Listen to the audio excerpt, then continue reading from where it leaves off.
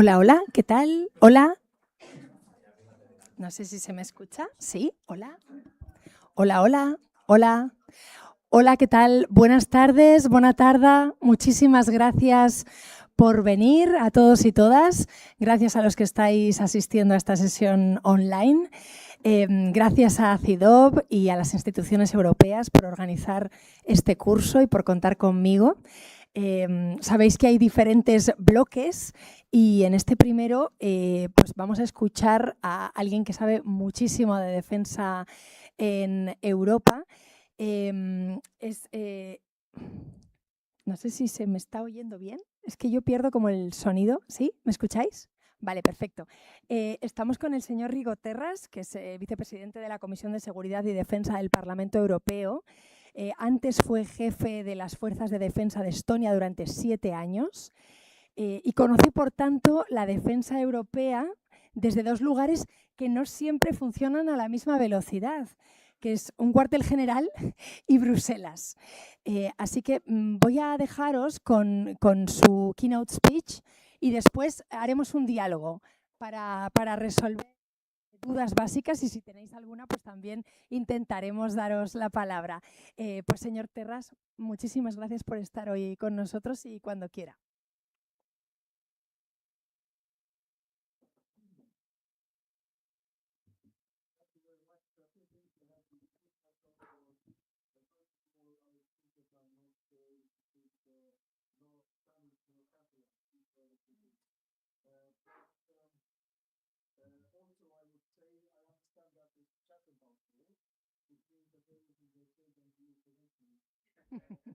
That in the politics. I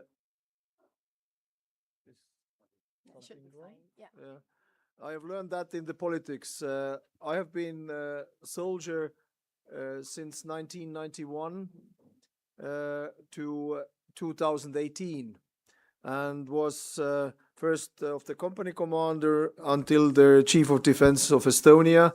So I have built up an army and I've led that.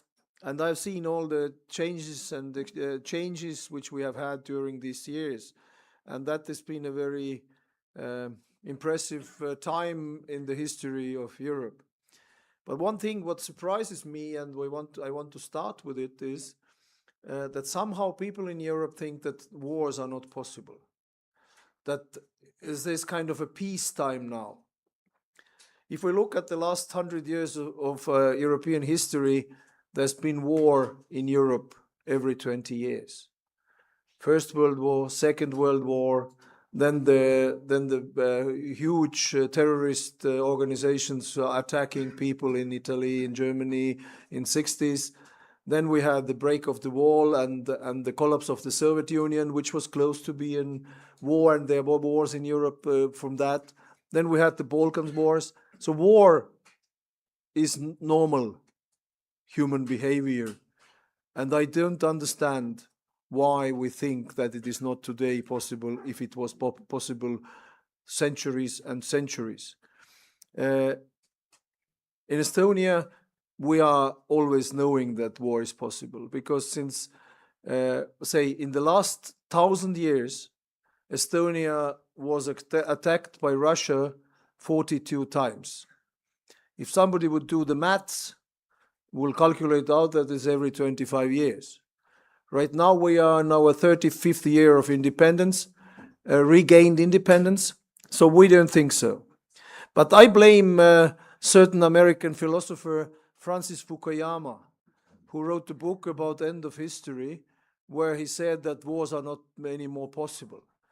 And, of course, all the Western European countries were very happy about it because they had to pay a lot of money during the Cold War in order to keep their defense forces intact. And now, one moment somebody tells you, it's all over, don't do it anymore. You can spend on your social services, you can spend on everything else. And of course it was happily accepted. And that was the mistake. And topic of defense has not become a real issue in Europe for like 35 years. And it even didn't help that Russia an aggressive dictatorship, attacked Georgia 2008. 8th of August 2008, Russia used its military conventional power to achieve its political objectives. Some people told that is a wake-up call, but it wasn't. Everybody who knows wake-up calls with these electric ones, you can buzz it. You can like push the button and it doesn't make sense anymore. So you can sleep further. That happened with Europe 2008. As a young general, newly appointed as a chief of defense, I joined European Union Military Committee in December 2011. And that was so boring, the whole meeting, so boring that I woke up because my neighbor, British General Sir David Richards, started to snore. That interesting. And this is the last time I saw him there in this meeting. And that was a 2 years after already Georgia happened. So not a topic. Then people say 2014 there was a wake-up call, as Russia annexed Kiev and attacked Donbass. It was more talk about it, but really nobody did anything. Again, a wake-up call which was buzzed. Now people say 2022 and 24th of February, Russian large-scale attack against Ukraine, that was a wake-up call. And unfortunately, I have to say here also, it wasn't. Because it is not possible to wake a coma patient with a wake-up call. You need to do something different. And that is, you have to invest in your defense. And that only started. And the real wake-up call was as the crazy President Trump took office in Washington second time. That really made people understand that now we need to do something. But 30 years, Europe has not invested in defense forces at all. Our stock were empty and we were not ready. Mentally not ready, physically not ready. We didn't have anything to be a world power. Europe is second largest economy of the world. We have just recently bypassed China, with UK even more so. And we say we are not able to do ourselves to make us stronger, and we are not able to support Ukraine. So my first message is, and I'm wearing that because that is my first message. Ukrainians are fighting a war for us. Because the Russian imperial thinking is based on empire can only survive if it gains more territories.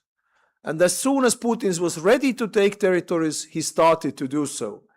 As the first time he came to office, 1999, he already started to be very clear, I want to come back to the Cold War division of the world. Putin wanted to become a world power. Russia's economy is smaller than Spanish. Yeah? But he has an ambition to be world leader. So he needs to do something, and war is and we are all afraid. Mentally we think, no, God, we can do it, really. To win the war in Ukraine, we need just to increase a little bit, or give up our comfort a little bit. 2 years ago, I calculated, Europe was supporting Ukraine, every European Union citizen was supporting Ukraine with roughly 3 cups of coffee a month. So not even every day we gave 1 cup of coffee up. It was a month. If we would have given up 12 cups of coffee, Ukraine would have been already much better off that time, 2 years ago. Today they are pretty good. So the first message, we have to do all possible to create circumstances where Ukraine can say, we have won the war. Because if that will not be the case, Russia will go on. Putin announced in Security Conference 2007 in Munich. And I was sitting there, third row. He was saying, Crimea belongs to Russia. Ukraine is not a nation. And we need to go back to the pre-Cold War division of the security architecture of Europe, which means that the zones of influence will be as they were after the Second World War. Very clear. And all the McCains and the Liebermans and Merkels in the first row were laughing because they thought that he was joking.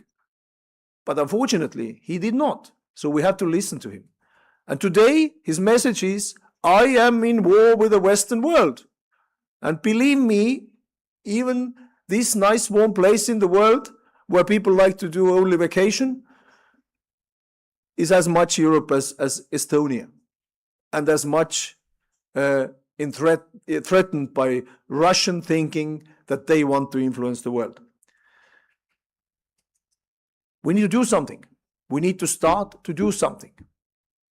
But we are not very good on doing things, especially in the defense area, because we are still 27 different nations, which have different organizations, different politics, different political views, and different threat perception. But if we don't do it together, we will lose. Because the only strength of European Union and NATO, and I deliberately talk about both of them at once, is the unity. We are strong together, we are weak if we are divided. And there are many things which try to divide us. And it very often we will find out that that is Russian KGB type operations which bring us to the situation where we divide ourselves. The left and right-wing extremes in all European countries. This crazy president of Americans, that this is a threat, security threat. But he's not talking to for American Congress. He's talking for himself. And if you look what the US is doing and what Trump's saying, there's a big discrepancy.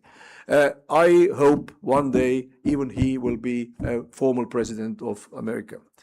But Europe can do more. Europe can do a lot if we want to. If we want to do it together, it's important. But more importantly, people ask me, where we get the money? Taxpayers' pocket. Easy. That's always the case. If you give up something to your country, then you accept something back. And people are defending your country only if they think that the state or the government they are fighting for is worth of it. Example from Crimea. People were asked, why didn't you fight against the Russians in Crimea? They said, for us all the same, Ukrainians, Russians, the government doesn't care about us, we don't get jobs, we don't get money, so I'm not interested. So first thing which makes us strong is that our citizens believe in us. In every country separately, and our citizens believe in Europe. And I'm positive, because if we ask the Eurobarometer, still the citizens of the European Union think that the European Union is a good thing. So there is a hope. But are we ready to give up certain comforts of ours? That's another thing. That is more difficult, but necessary. And it's not about the threat perception, on my opinion. People say, okay, you are in the East, you are afraid of Russia. Why should we pay here in Spain? Because it's not about threat from Russia. It's about a second economy of the world who has no military power is not taken seriously in the world. We see it every day. The Chinese will not take, the Russians will, even the India and Brazil will not take us seriously if we don't possess the military power. It's unfortunately, this liberal thinking of the world peace is unfortunately not the case. As long as the boys and girls fighting each other in the school courtyard, there will be wars. And if we want to avoid it, then we have to be strong together. NATO and the European Union both are the strongest alliances of the history of mankind. But we have given it up. How I don't know, but one day I remember Spain had very, very, very, very few tanks. And they even were all given to Ukraine, and then they were almost none. Spain is a good country, big country. Poland today has 1,000 main battle tanks because they are ready. They are a good example. Germany is a good example. Estonia spends this year 5.4% of the GDP for defense. 5.4% of the GDP for defense. Not for everything kind of other things related to defense, but for military defense. We have paid since 2009 2%. So we have been a very good pupil of the school. As soon as it was announced, we did it. The problem is Estonia's defense budget is connected to our Estonian overall budget. And the 100% for 1 million people is pretty small. So we cannot buy planes and submarines and aircraft carriers, even we would like to. And Estonia once had a submarine. We still have one, but it is in the museum right now. But if we need it, we can use it. But right now it's in the museum. So that means that the big countries like Germany, UK, France, Spain, and Italy, and Poland need to pay their way. Because they themselves had given the promise and the signature to be part of NATO, Washington Treaty, Lisbon Treaty 42.7, a collective defense clause, and the summit where they announced that they will pay 3.5% for the defense and 1.5% for the defense-related issues. We have taken ourselves these tasks. So let's do it together. Let's make ourselves stronger, more modern, more capable, and less dependent, not completely independent, but much less dependent from the United States of America, which is the world's biggest military and economic power even today. Don't try to do it without.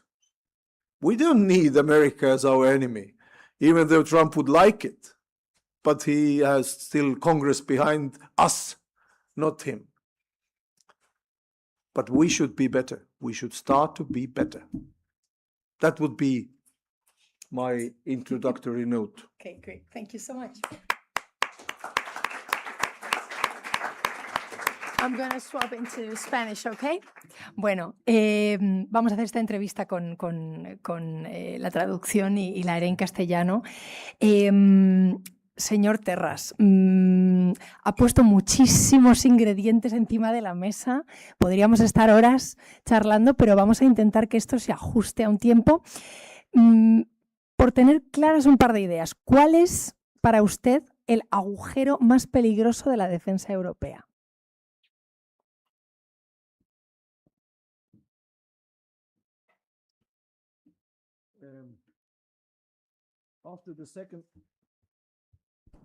After the Second World War, US has been providing the security for Europe. And they have been deciding who does what and to what extent. And we were all very happy about it. US had the command structure, US had the strategical enablers, and we were kind of a army for you to use. Which only taking out France, the rest of Europe was completely relying on what US does. We did our bits and parts, puzzle bits, but the whole picture was by the United States of America. That means we landed in the situation where we completely rely on the nuclear deterrence of US. As I said, except France. It brought us to the situation where we completely rely on the intelligence gathering sensors and analytical tools of US, which means the satellites, the radio, etc. It brought us to the situation where Europe does not have a single bomber like P2. It brought us to the situation where Europe does not have strategic airlift capability.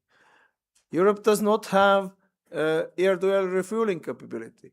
These are all strategic enablers, and the list is bigger, which Europe does not have.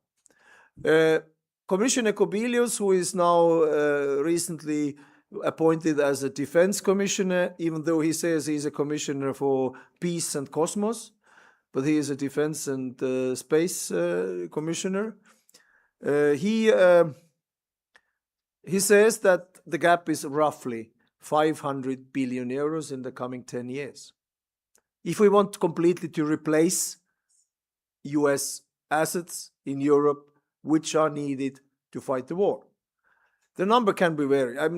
I don't nail me for the number, but the size is roughly there. So none of the nations, Estonia for sure not, but even the Germany, are not able to fill that gap alone, which means we need to do it together. And we need to put certain money together and do it. We need to pay our own way, because NATO has given to every European NATO country requirements which we have to fulfill. Everybody knows that. And if we look, are we able to fulfill them? Then most of the countries are not today able to do so, because they don't have just days of supply stocks. Just a simple 155 millimeter howitzer grenade or shell. They're not available.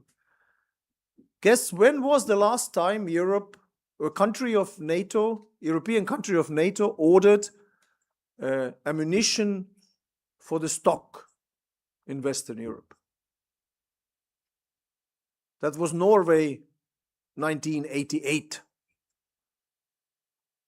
The rest of the countries just used to only for military operations other than war in Afghanistan, Iraq, Africa, you name them. We were everywhere, but not taking care of our own defense. And that, on my opinion, we can blame Francis Fukuyama, but then lies on our own governments who believe that wars are not possible anymore. So this 500 billion gap needs to be filled. And Europe, with its technological modern economy and very powerful economy, can easily do it. That is the question of whether we want to do it or not. Mm-hmm. Estamos hablando el 2 de julio, faltan muy pocos días para que empiece la cumbre de la OTAN, como sabéis todos en Ankara. Europa quiere reforzar el vínculo transatlántico, pero al mismo tiempo quiere depender menos de Estados Unidos. ¿Cómo se hacen esas dos cosas a la vez?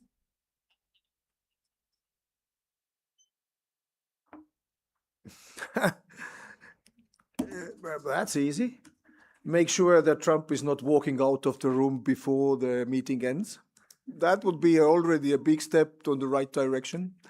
And that is actually what I am hoping from that meeting, is that Trump will stay until the end, and that on the end there will be a declaration signed by all the heads of state, and NATO shows its unity.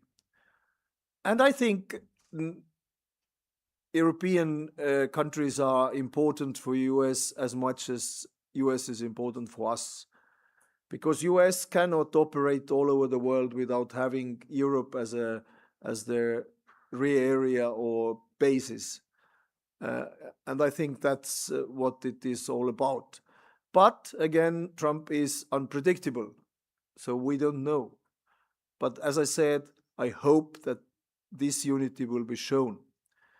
And I don't think there is a controversy in doing our own bit together with the US. Therefore, I'm not very big supporter of French's behavior. In European Parliament discussions in CIDOB, we always have this topic of only European, buy only European, do only European. Unfortunately, the French, if they say European, they think French. Because the rest of the economy, defense industry in Europe is very deeply intertwined with US. British, Italian, Spanish, even German. Only the French are independent. And the problem is that the French industry, is as good as it is not producing everything which is needed for our defense to make it more stronger. So there is a gap of time which needs to be filled with outside of European Union products, like not only US, but South Korea, Australia, if you say, or UK. And keeping UK out of the defense industry structure of Europe is, in my opinion, criminal.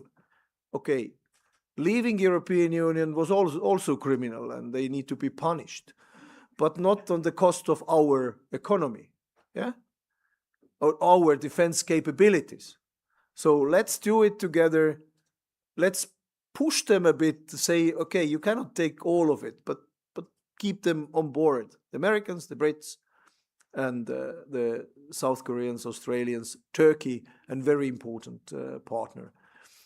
So it is possible, but it needs a political will. And of course, the political will of NATO and the European Union is much more complex than that from dictator Putin, because he takes decisions alone. But we have a democratic system of 27 or 32 heads of state and government who have to agree. But if we come out of the room with unity, then we are stronger than this crazy chap in Moscow. Did I answer your question? Yeah, I guess. El debate al final se ha reducido, como sabéis, muchas veces a una cifra, ¿no? Al 5% del PIB. España sostiene que puede cumplir sus objetivos militares con un 2,1%. ¿Cómo le explica, señor Terras, a un ciudadano o ciudadana español que esta factura es necesaria cuando también reclama vivienda? Ayer se habló aquí de vivienda, reclama sanidad, reclama educación. Venimos de contextos diferentes y, como decía usted, al final sienten la guerra más cerca porque han tenido Moscú más cerca. Pero ¿cómo se lo explica en un debate social? Well, first of all, let me respond to you as a good politician also with a question. Do Estonian families do not need social services? Of course they do. Do they don't need housing? Is there any difference? It's not controversy, it's a willingness. And government of Spain lies if he says he can fulfill the same amount of military defense capabilities with 2% as the rest of us with 3.5% or 5%. That's a lie. Don't believe it, for sure. They cannot fulfill the requirements taken by themselves in NATO with that money, because NATO's people can calculate very well, and they will not accept that somebody is paying less. And again, this is not a controversy. I bring always the example of Germany. In the Cold War times, say from the 60s and 70s, Germany paid average 4 to 5% on the GDP on defense. At the same time, they were able to put together a social state not comparable to anybody. The most social state, that was Germany at that time. So it is a question of would we want it or not. But again, Estonian families need as much support, social services, housing, etc., even more, because you here have a perfect weather, which we don't. You agriculture, you put some something in the soil and then you get 3-4 times out of it. We have to, it's only stone, nothing else. I mean, I don't know how the agriculture works in Estonia at all, but it does. So we even need more. And we came out of this jail, which was called Soviet Union, so we didn't have all the benefits before. So we have to replace them during this last 30 years. But still, Estonia is a country with 17 unicorns. How many Spanish unicorns do you know? Huh? I can name some of Estonians. Who knows Skype? Estonia. Bolt, Estonia. Wise, Estonia. TransferWise, Estonia. I can go on. Now we are on the defense issues also. And first unicorn comes next week of the very good price missile against drones. Will come out next week. We need money also for that. But we are paying 5.4% of the GDP on defense, and we keep doing so. Wow. Sorry. I hope it broke, so no. Pero estaba planteando usted que había un gap de 500.000 millones. Wait. Okay. Something happened. You said there was a 500 billion gap. Okay, you got the translation. No. Okay. Bueno, decía usted que había un gap, una brecha que llenar. Okay, no. Sí, había una brecha que llenar de 500.000 millones. ¿Pero es la falta de dinero o es más bien que todavía fabricamos 27 soluciones para un mismo problema?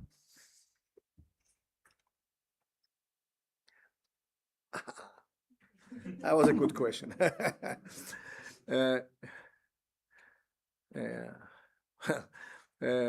That is the German word for it. Jein. Which means was that? yes and no. Okay. Jein. That's no. We do have money. And if somebody tells me we don't, that's a lie also, because the second biggest economy of the world can have things done. And we have shown. Remember, we were ready to put together an 800 billion package to fight what? Influenza, cough. Yeah. When did COVID disappear? Do you know? What date? I know the day and time. COVID disappeared 24th of February 2022. Nobody talked about COVID anymore, and it disappeared. So it wasn't real. But for fighting something so irrelevant with 800 billion euros package shows we can. There was a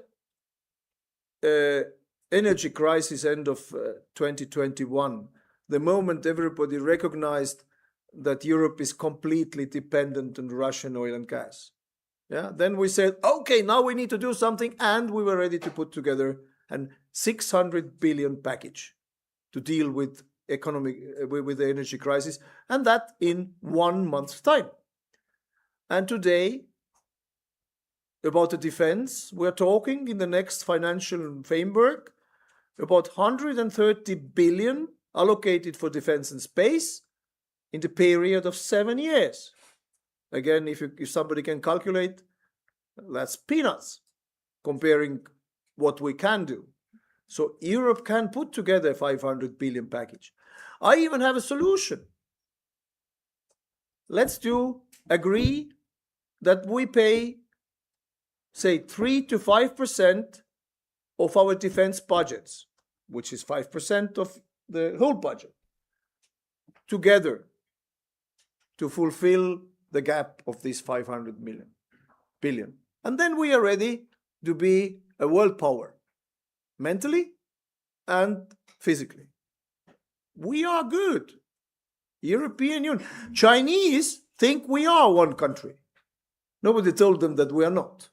So they kind of like it. Russia tries to play guards with everybody separately. Yeah? Like calls that one, does that one. The aim of them is to split our unity. Our unity is the most important. and we can do it if we want to do it, and I'm ready to pay for it. I hope you are too. Yeah. Because I cannot talk with them because then they really... Okay. Tengo 3 preguntas más. Tenemos 10 minutos, un poquito menos, vamos a intentar ir ágiles. Cuando existe una amenaza urgente, señor Terras, ¿hay que comprar europeo o comprar lo que esté disponible en defensa?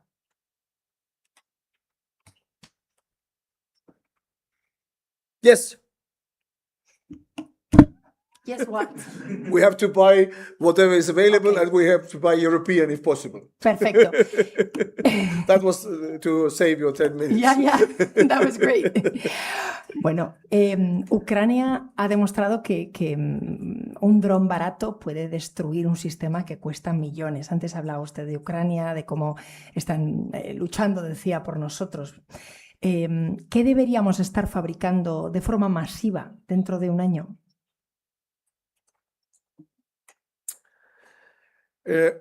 I am afraid I am a bit old-fashioned in there. In the First World War, first time the main battle tanks came out. And everybody thought, now the war changes because of the tanks, and everybody will win who has the tanks. Then in the Second World War, that was the planes. Airplanes were something very new, and everybody knew now that is changing the world. Then the nuclear weapons came out, and then said there will be no wars because of the nuclear weapons, and that is not the case. So the drones are around already since 30 years. Ukrainians and Russians using them today in this war because they don't have main battle tanks, planes, and rockets and all these things which are needed for the war fighting. So it is the say, poor man's war. It doesn't say that these developments will disappear. They will stay. But most of the drones, FPV drones, for example, which are FPV. Who knows what the FPV is? You know, with the goggles you fly it yourself. Yeah. So these drones will stay, but they are not. If you would fly with them in Europe, they will not be certified. Even in the war, they will not be accepted because they are dangerous. They are dangerous for the people who fly them, not only for the enemy. So we need to find kind of a solution in between. We need to pay more attention on the artificial intelligence. We don't. In Europe, we don't invest in the artificial intelligence. We in the European Parliament invest mainly on finding ways how to forbid artificial intelligence. I was a member of the committee in the last legislation period of the artificial intelligence in the digital age, IDA. And that was led by a German lawyer. And guess what? We were talking only about how to restrict the artificial intelligence. But if we started to talk what it is, then everybody had a different understanding and nobody knew actually what it is. Then we had a meeting with Americans, American Congress, and they said, very good, we are investing in artificial intelligence and you do the regulations. And then if we are ready to have it, then we can take over some of your regulations because we know you are very good at it. That's unfortunately not the best way of doing things for Europe. And that is in all technological developments. So we have to accept that the certain old systems are still needed, planes like, for example, submarines, tanks, but we need to combine them with the modern technology, as it always has been the case in the history. The problem is that defense industry is very much stovepiped by the nations, that every nation does only for itself, procures only for itself, etc. And secondly, it is very much governmental paid. Mainly the companies are government owned, in France, for example, and it is government paid.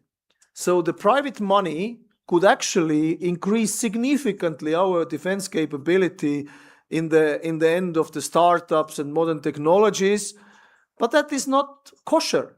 What is the word? Whatever, kosher. It is not okay. I went to KBC Bank in Brussels wanted to invest my money to some shares, and I asked whether I can invest in the FN Herstal, a Belgian defense company. And the response was, no. Gambling, prostitution, alcohol, and defense are out of question. We will not finance it. I got a defense also. Yes.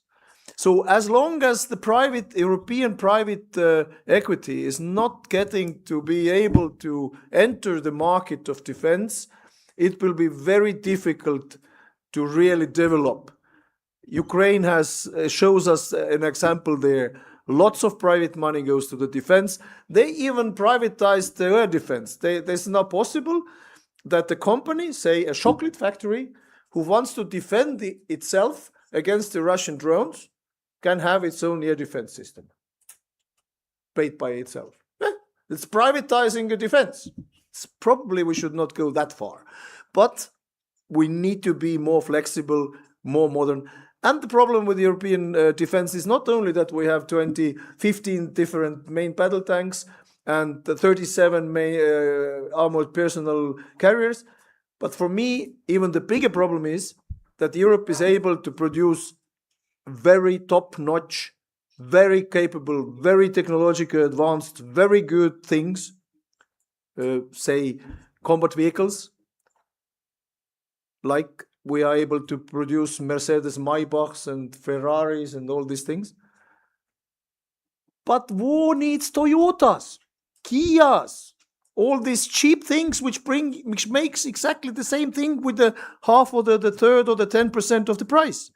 And Puma vehicle of Rheinmetall, a combat vehicle of Rheinmetall, costs 25 million.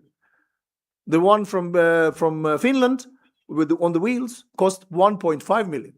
And the Turkey costs 700,000. Same thing, just the same thing. Okay, the European one does it better, like the Ferraris, 3 seconds on 100, and the Maybach has all the comfort for the champagne. But we don't need it. We need the cheap Toyotas to fight the war. Ukrainians need the cheap Toyotas to fight the war. And we need to do it together. We need to do more things together, and the European Union can help us there. That was now on cost of the last answer. It was a bit longer. Okay. Fair enough. Voy a hacerle mi última pregunta porque ya vamos cortos de tiempo.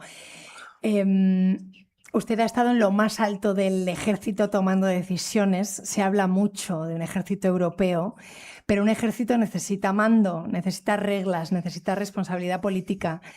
¿Los gobiernos europeos están preparados para ceder ese poder?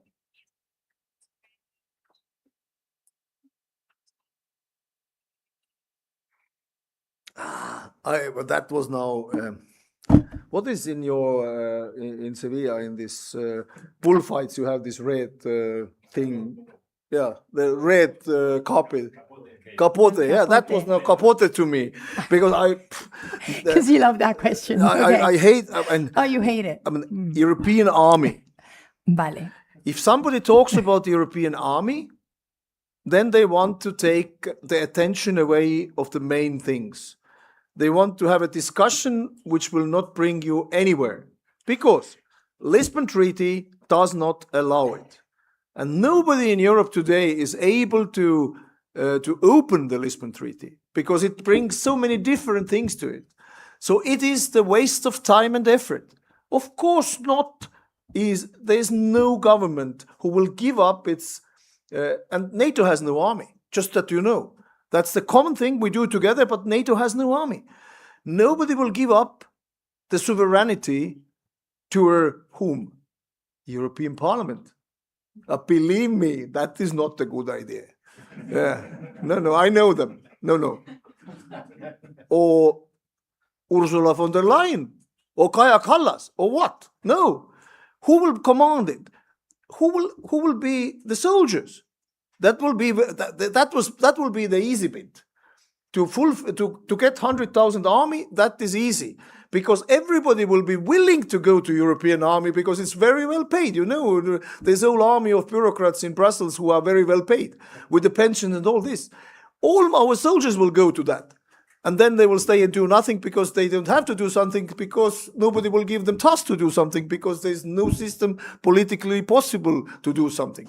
So forget about it. Concentrate on things which are feasible.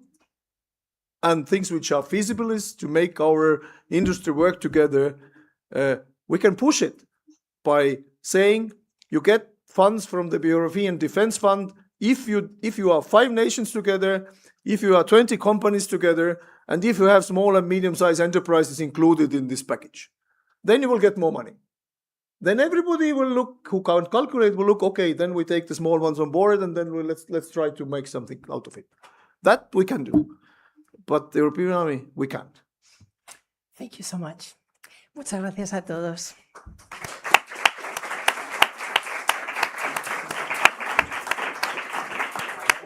Bien, ¿no? Sí, perfecto. Pues tenemos muchísimas manos. Vale. Vamos, sí, me dicen que pueden ser 3, así que pues apelo a la autocensura. No, que vaya de 3 en 3. Ah, ok, vale, perfecto. Vamos a hacer... Can I have a pen and the paper, please? Yeah, sure. Okay, you can use mine. Okay, thank you. Bueno, pues nada, vamos a empezar por este lado y hacemos estas 3. Recogemos por esta parte y luego vamos así. In English? Hi. No? Hello? Yeah. I have a comment for the speaker and one for the organizers. I was very upset by your comment about COVID not being anything. I think that as a person speaking in a country that was very hard hit by COVID, that's a complete lack of respect for people who lost family members to something that is not just a cough or a cold. I know it's difficult for somebody from the EPP to understand human empathy, but if you could try to just express respect for people, that would be a bare minimum. And my second comment is the organizers. I've noticed that 100% of the keynote speakers over this event are male, and the panels have a very, very strong gender bias in favor of men. I think this creates a culture where comments like this can go unchallenged, and I would like you to consider your approach to recruiting speakers for next year's event. Thank you.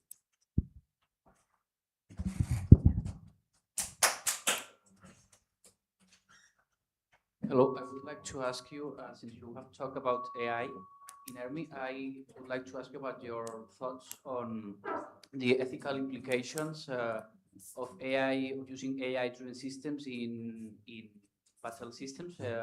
For example, I'm thinking of the recent conflict between the Trump's administration and Anthropic, since Anthropic didn't want to remove the code blocking systems of AI systems like, for example, Mythos, in order to make battle tests or battle simulations using Mythos with the US Army. Thank you very much. Okay. Turn. Hola, buenas tardes. Para mí sí que va a tener que usar los auriculares. Muchísimas gracias por asistir. Mi pregunta va enfocada un poquito más en el tema de la defensa, ¿no? Últimamente se ha puesto de moda el tema de Bromo, ¿no? Esta colaboración entre Airbus, Thales y Leonardo, ¿no? Y que deja fuera campeones nacionales como Indra o Rheinmetall de este convenio, ¿no? Para el sector aeroespacial europeo, que podría plantar cara a Starlink, ¿no? Es decir, se mejora la competitividad externa para poder competir a nivel internacional, pero se merma la competitividad interna, dejando fuera ciertos campeones nacionales. Es por eso que usted, como miembro del EDIP, me gustaría que me diera su opinión sobre cómo eso también refleja que hay 27 estados, hay 27 sectores de defensa, ¿no? O industrias de defensa, y cómo podemos conseguir un equilibrio que el hecho de que un estado quiera preservar su campeón nacional, ¿no? Thales, Leonardo, Rheinmetall, Indra, cual sea, no merme al campeón nacional de al lado, y cómo esto puede constituir, ¿no? Se puede generar un campeón europeo que no merme, ¿no? la competitividad pues, intramuros entre estados de la Unión Europea. Gracias. Okay, thank you.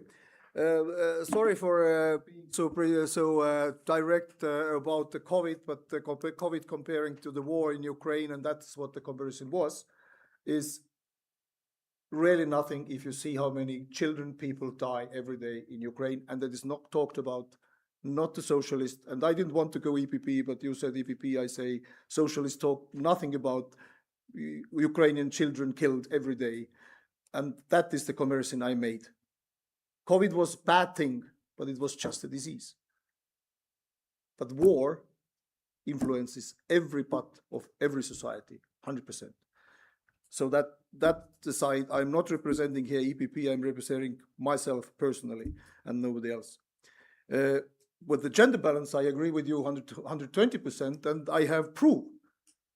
Did I tell you that it is not gender balanced at all? Here, the representative of the parliament has no female in it. I don't know why. I am representing the female part because my position was actually meant to be a female, but they didn't find one. So I'm on that voice. Anyway, I think the AI question is very difficult, and you asked it a very technical question, which we need to deal with very carefully. And U.S. administration has shown how long way we have to go still to have a control in the way that it still is, we are able to develop it to a certain extent, and not giving up big data. And I think that is what we need to defend, is our big data. It's not about what we can, but it's about what we know. Every technological, say, autonomous system works based on learning the data. And we have to have a complete control of the data in Europe, because today we are giving up mainly to China and US. So I think the topic is important, need to be looked at and be very careful about it. A solution I don't have, unfortunately. With the say national champions versus small countries and their champions, that is the main issue to be solved. Today, unfortunately, still it is so that as I said, is very stovepiped, all of it. So Germany, with his very huge 500 billion euro package, is using 80% of it on German market and not spreading it to anybody. And it's even more bigger problem with the small and medium-sized enterprises, because the normal behavior of the defense industry primes is, but we take them on board. They are our subcontractors. They bring us the things which we put together. But that's not what we need to do. We need to have our small startup champions which do perfect modern things on their own, and then be able to sell it in the European market. So we need an European free defense market, which we don't have today. By the law, we have it. European Union, all industry in European Union has the same regulation that we need to be able to sell our product inside of the European Union freely to everybody. Unfortunately, defense industry has special regulations which avoid it. And so this is one of the topics we are dealing with in European Union Defense Committee, to try to get the wave with these regulations and start to open it up to a free market. And the biggest ones against it are the French, because they don't want even to think about it, that they have to compete with other countries in their market. Not the Germans. The Germans would be even ready, but the French are not.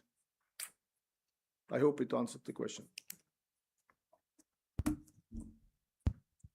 Yep. You. Es que está, sí, otras tres vamos a coger. Seguid la línea y vamos haciendo esto. Thank you. I'll speak in English, so no need for the headphones. I am a recent departee of the US State Department, and I work on Baltic affairs, actually. And so we always felt that, you know, the Baltics were very inconveniently correct about Russia, right? It was not always convenient in the timing and the way that, that the message came, but the Baltics were always right on Russia for the most part. And so that got me questioning, what is it about the message that's not coming through? And so I'd love your thoughts on, you know, is public perception in Western Europe changing slowly? Is there progress, especially with Kallis and Kubilis being, you know, in leadership in the EU, and SAFE Act funding coming out and things like this? Is there some movement happening, even if it's not as fast as possible? And is there more possibility for creative thinking in terms of messaging? If the message isn't landing, are there other ways that the messages could be shared? Thank you. Okay, thank you. Sí, Said sí, por aquí, por esta línea. Thank you. I will ask in English. First of all, thank you from Ukraine. Thank you for supporting Ukraine. And just to remind to everyone here that we struggled in attack this night. Russia used more than 570 attack units. So we are counting Shahed drones and their missiles. The Kiev struggled a lot of casualties. And on this behalf, I would like to ask about defense agreements. I have a lot of questions, but let me start with defense agreements. On 9th of May, France signed a special agreement with Poland. So I would like to ask a question: how the special agreements could be the difference between sub-NATO agreements, for example, the 5th article could be used in case of the attack, and what was the difference between these defense parts? And another one. Intentad limitaos a una sola pregunta, pues, ¿vale? Porque hay más gente que quiere preguntar. Vale, thank you.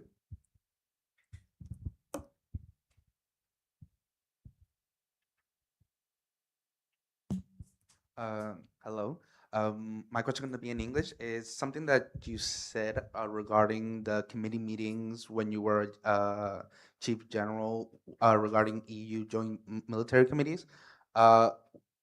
It's kind of like a joint question in the sense that how were they different EU meetings with NATO meetings? And second, it's kind of like in the same answer. What military standards or standardization or framework should the EU implement based on what you saw in those meetings? Because clearly something is failing and NATO and the EU kind of like work on the same track, but differently. So what, based on your experience on those meetings, should the EU really adopt in military framework? Okay, thank you. Messaging. So this arrogant "I told you so" is really not what I'm using, but honestly, that was in October 2021. I stood up in European Parliament and said, friends, let's talk now about real things, because war is coming. Really, war is coming to Europe. We have all important things, but that is more important. And everybody was thinking I'm mad. And literally, I'm mad. They thought I am kind of not normal. And then I was in Ukraine 20 of February 2022 on the Russian border, or on the Russian front line, waiting the war starting.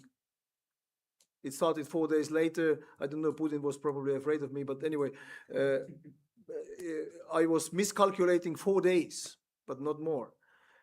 So we had it on our bones. Of course, we had also very much of information more than the rest, because most of the NATO nations did not look at Russia.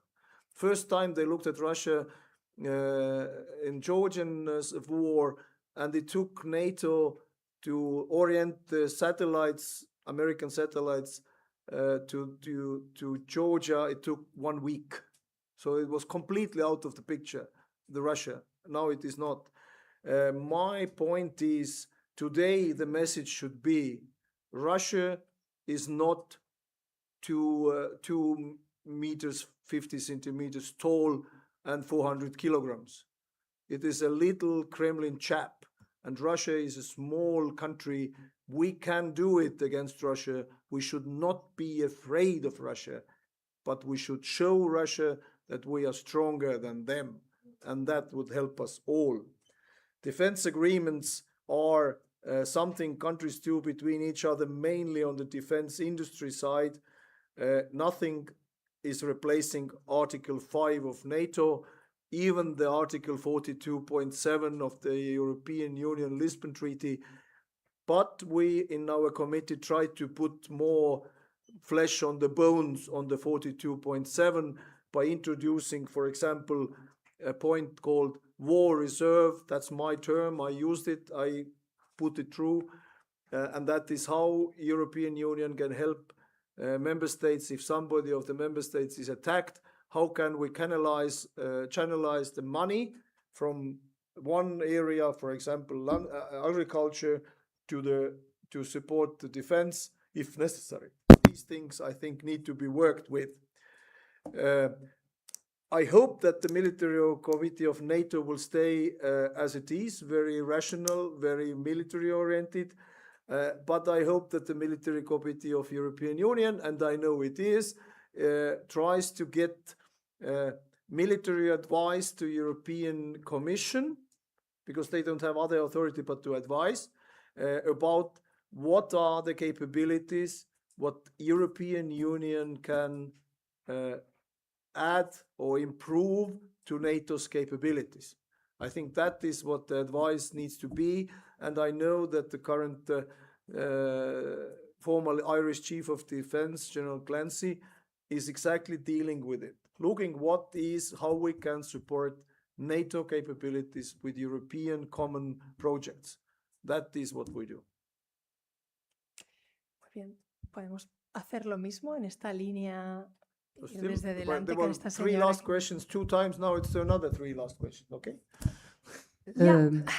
Sure, my point of view of modern warfare is very dilettante, but my question isn't the power in the hands of the one who is driving the satellites? As I understand, all these digital modern instruments, submarines and whatever, tanks, can be blocked out if someone switches off the right satellite. And as I understand, the United States and China are the ones who have the most satellites now, and the European Union, I don't know. But you didn't talk about the satellites. Well, I did. I respond right away. I did talk about satellites, and I said that is exactly where we are lagging behind. The problem is that certain satellites are even not in the hands of Americans, but in the hands of one American who was born in South Africa. So it's actually the problem that the Skylink is one of the most used systems by both sides. And as soon as they were switching off it for the Russians, the Ukrainians started to win. So it only shows that, yes, we need to use our satellite capabilities, which are today mainly, European satellites are mainly civilian use. They need to be misdirected or directed to be more defense, and we should have many more. Today, the capabilities of small satellites, they are not so expensive anymore. Even Estonia has 2 satellites already. So this is possible, but we need to do it together. But satellites are a very important part of the modern warfare, no doubt about that. Vamos a hacer una pregunta por aquí y otra pregunta por aquí, ¿vale? Y terminamos. Thank you, Mr. General, for this intervention. And since we're in a Mediterranean city, Mediterranean country, I would like to ask you about the foreign policy regarding the Mediterranean. Now we're facing and we're seeing the Trump Board of Peace. And I'm wondering if the EU someday could collaborate with Trump policy military, with the Board of Peace and Trump in a military operation in the Mediterranean. Yeah, well, I absolutely don't support anything to do with the Board of Peace, but European Union can do something on the Mediterranean, yes, of course, and that it does also. There are many operations of European Union naval operations which are dealing with migration, etc. So it does. The funny thing is, everybody who talks about the European army and forgot that we had one. We had the West European Union, which was inside of NATO. The European countries inside. You can look it in the Wikipedia. It was closed 2011, and I read about it. And in 1988, West European Union had a military operation in order to organize a mine-free passage in the Strait of Hormuz. So everything is back to where it was. I don't think the Port of Peace is good. That's more a political adventure. But the European Union needs to do. Security of European Union is not Russia. It's not about Eastern countries. That's the more eminent right now, but it's not only. 365 degrees, everybody has to be taken care of. The 360, sorry. Need to be taken care of 365 days a year. That is what we need to do, and not only one. But we need to be stronger in all areas. Because if we have satellites, they can look at Russia, but they can look at Mediterranean. If we have planes, they can fly in Russia, against Russia, they can fly in the Mediterranean. And if we have submarines, they can operate all over the world. If we do that, then we are stronger. Okay, last question. Thank you very much for your intervention. I wanted to ask something you didn't address, but I think it's very important, which is public opinion and public sentiment.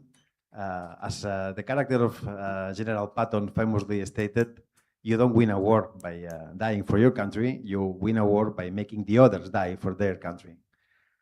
If you ask here in this room how many of these youngsters are willing to die for their country, probably very few of them would raise their hands. You cannot address defense if you don't have the will to resist. How could the European Union work this field? Because patriotism is not very in shape lately, and it's considered more and more far-right thing. The love for your country, patriotism, etc. Not my case. I love my country. I love Catalonia, but it's very difficult to find people willing to die for their country. And this public opinion sentiment takes me to the second part of my question, which is Israel. Everything you said needs Israeli cooperation. We all need of that. But cooperating with Israel is not really in shape in these days for many, many reasons. It's long to address. Which role, first public opinion, how we could create this feeling inside young people, and secondly, how we could overcome this feeling against Israel, which we need for the European defense. Yeah, but I thought I was talking about the public opinion, because I said that the support of the country, the support of the people is needed to do any decisions. I think it is three things how I see. And in Estonia, we have identified the areas of defense, and that's not only military defense, that's the assuring the vital infrastructure, diplomacy, economical support, and we call it psychological defense, which is actually the public opinion. First thing which you need is that people in this country believe in the country. How to do it is different by the nation and history, etc. In Estonia, we have military parades, we have flags, and we have conscription. Every Estonian male, willing or not, is a soldier, and will stay a soldier from the age of 18 to the age of 60.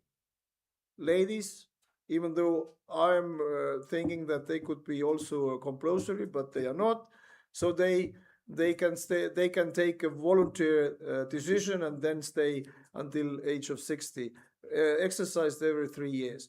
But that gives every Estonian male the connection to the country. Yeah. And you know, if you come back from the conscription and say, okay, my officer was good, my duty made sense, and I had very good food, and this was interesting, and I want to see my guys again, then you go home and say, okay, I will vote for this government who gives me that possibility. But that is, you have to work with it every day. It's easier for the small countries because the small ones have to jump higher because otherwise they lose completely. And Estonia is 1 million people. Normally people don't know that. It's more difficult if your independence is for granted, or if you take your existence for granted. Like Spain has been around. I blame actually Spain for Trump because you discovered America.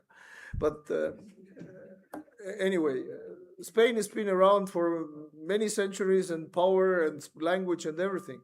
And even you have problems to be kind of country. That is one thing. Citizens of the country, whatever language they talk, whatever color they are, they have to be behind this country, this concept of state. If they do so, they are willing to fight. Second thing is, for small nations like Estonia, as important as for Spanish, is that the other countries around you have to take you seriously. And you have to believe in you as a country. And for Estonia, we are not like Russia wants to depict us a small Nazi country on the edge of the world. No, we are the modern 17 unicorns digital country who brings something in addition to the other nations and work together, open with everything. So that is the second thing. And the third thing is then how to fight the propaganda, which Russia is very good and efficient, and how to make sure that young people will not believe what they hear in these TikToks and other things, but they believe what the government tells you. And that means the politicians have a big role on building the national feelings and trust to the government. Was that the political answer? It was. Pues muchísimas gracias. Tenemos una pausa de 15 minutos y os invitamos a seguir en la mesa redonda. Perdón. Muchas gracias. Tenemos una pausa de 15 minutos y os invitamos a seguir en la mesa redonda hacia dónde va la defensa europea.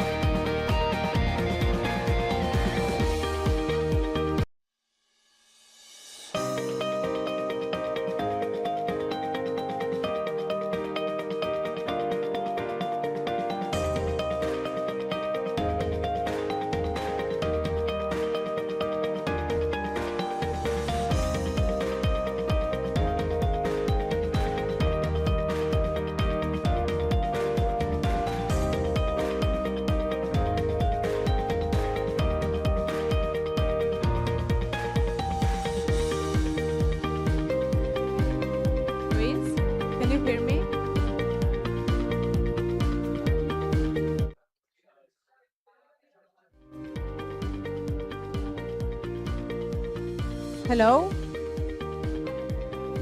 Hello? Can you hear me? Pablo? Ah, ¿me escuchas, Pablo? Vale, te hablo desde CIDOB.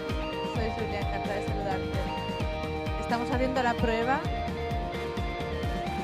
¿Puedes poner la cámara? ¿El vídeo? A ver si se ve bien. Vale, perfecto. ¿Me escuchas bien, entonces? Vale, nosotros también. minutos, ¿de acuerdo? No, 2 minutos, porque es ahora a las 5:30. ¿Vale? Luis, can you hear me?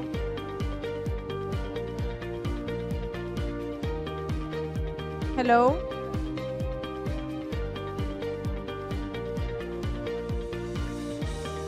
¿Qué? Ah, no.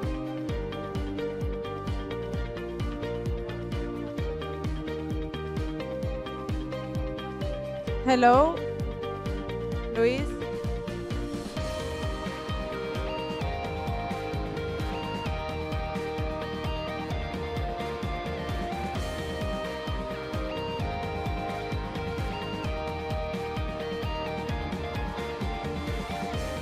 Hello, Luis? Are you here? Okay. I cannot hear you very well. It's like that I am listening. No. Now much better. Yes, much better.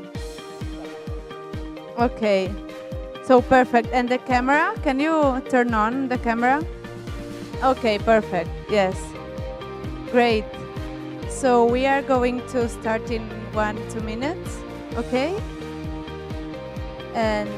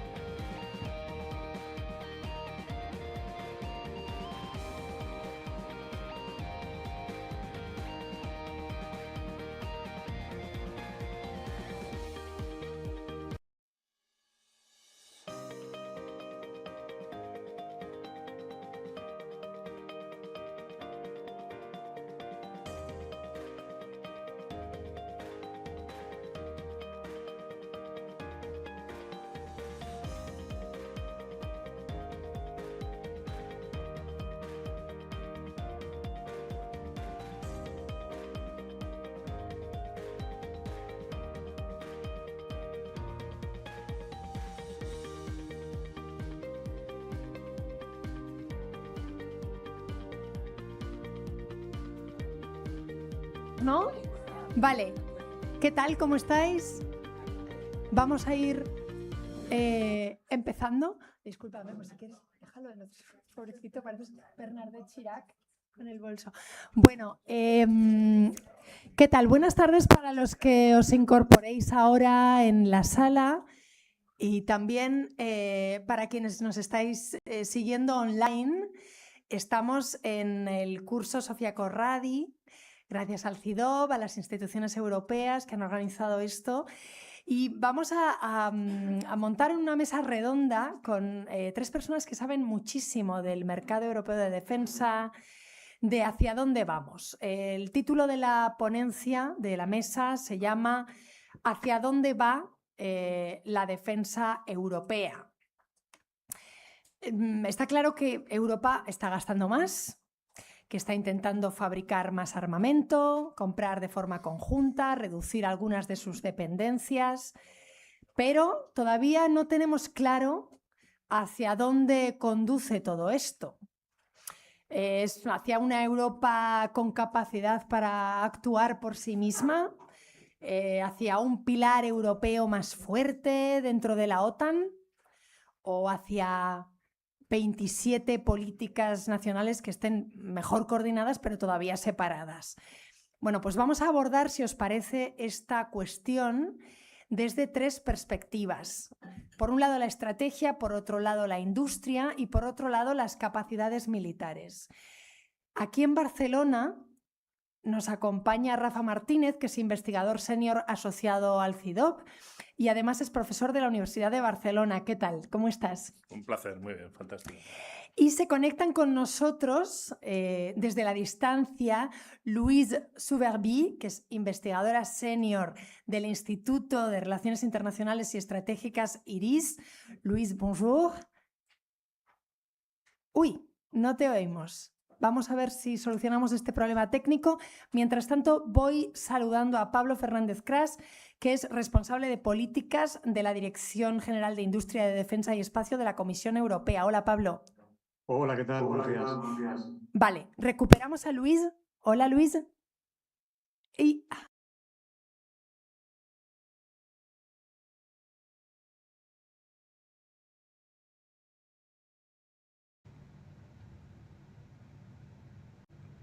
me retraso. Gracias a los 3, enseguida recuperamos la conexión con Luis. Es una mesa híbrida, traducción simultánea. Vamos a ver si nos sale bien. Para facilitar la conversación, voy a empezar con una pregunta para cada uno y después vamos a ir cruzando las respuestas. Esto es un experimento, así que vamos a ver a dónde nos lleva. Primera ronda. No sé si tenemos ya contacto con Luis. ¿Sí? Hola, Luis. Hola. Hola, perfecto, ya le hemos recuperado. Okay. Empezamos con usted. La guerra de Ucrania ha cambiado la percepción de la seguridad aquí en Europa, pero también ha reforzado lo que es la dependencia europea de Estados Unidos y de la OTAN. ¿Esta guerra nos ha acercado de esto que llamamos autonomía estratégica o nos ha alejado de ella?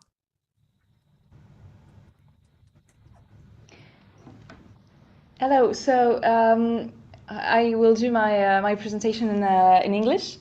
Thank you for the invitation. It's a pleasure to be with you today, even though I'm not physically in the room. I think that before asking where European defense is heading, we need to clarify what we mean by Europe. So when I speak about Europe today, I will refer to the EU and its member states, but we should also recognize that boundaries of European security extend beyond the EU itself, and that the discussion will need to also include debate on the role of other partners such as the UK, Ukraine, even Turkey is also a question.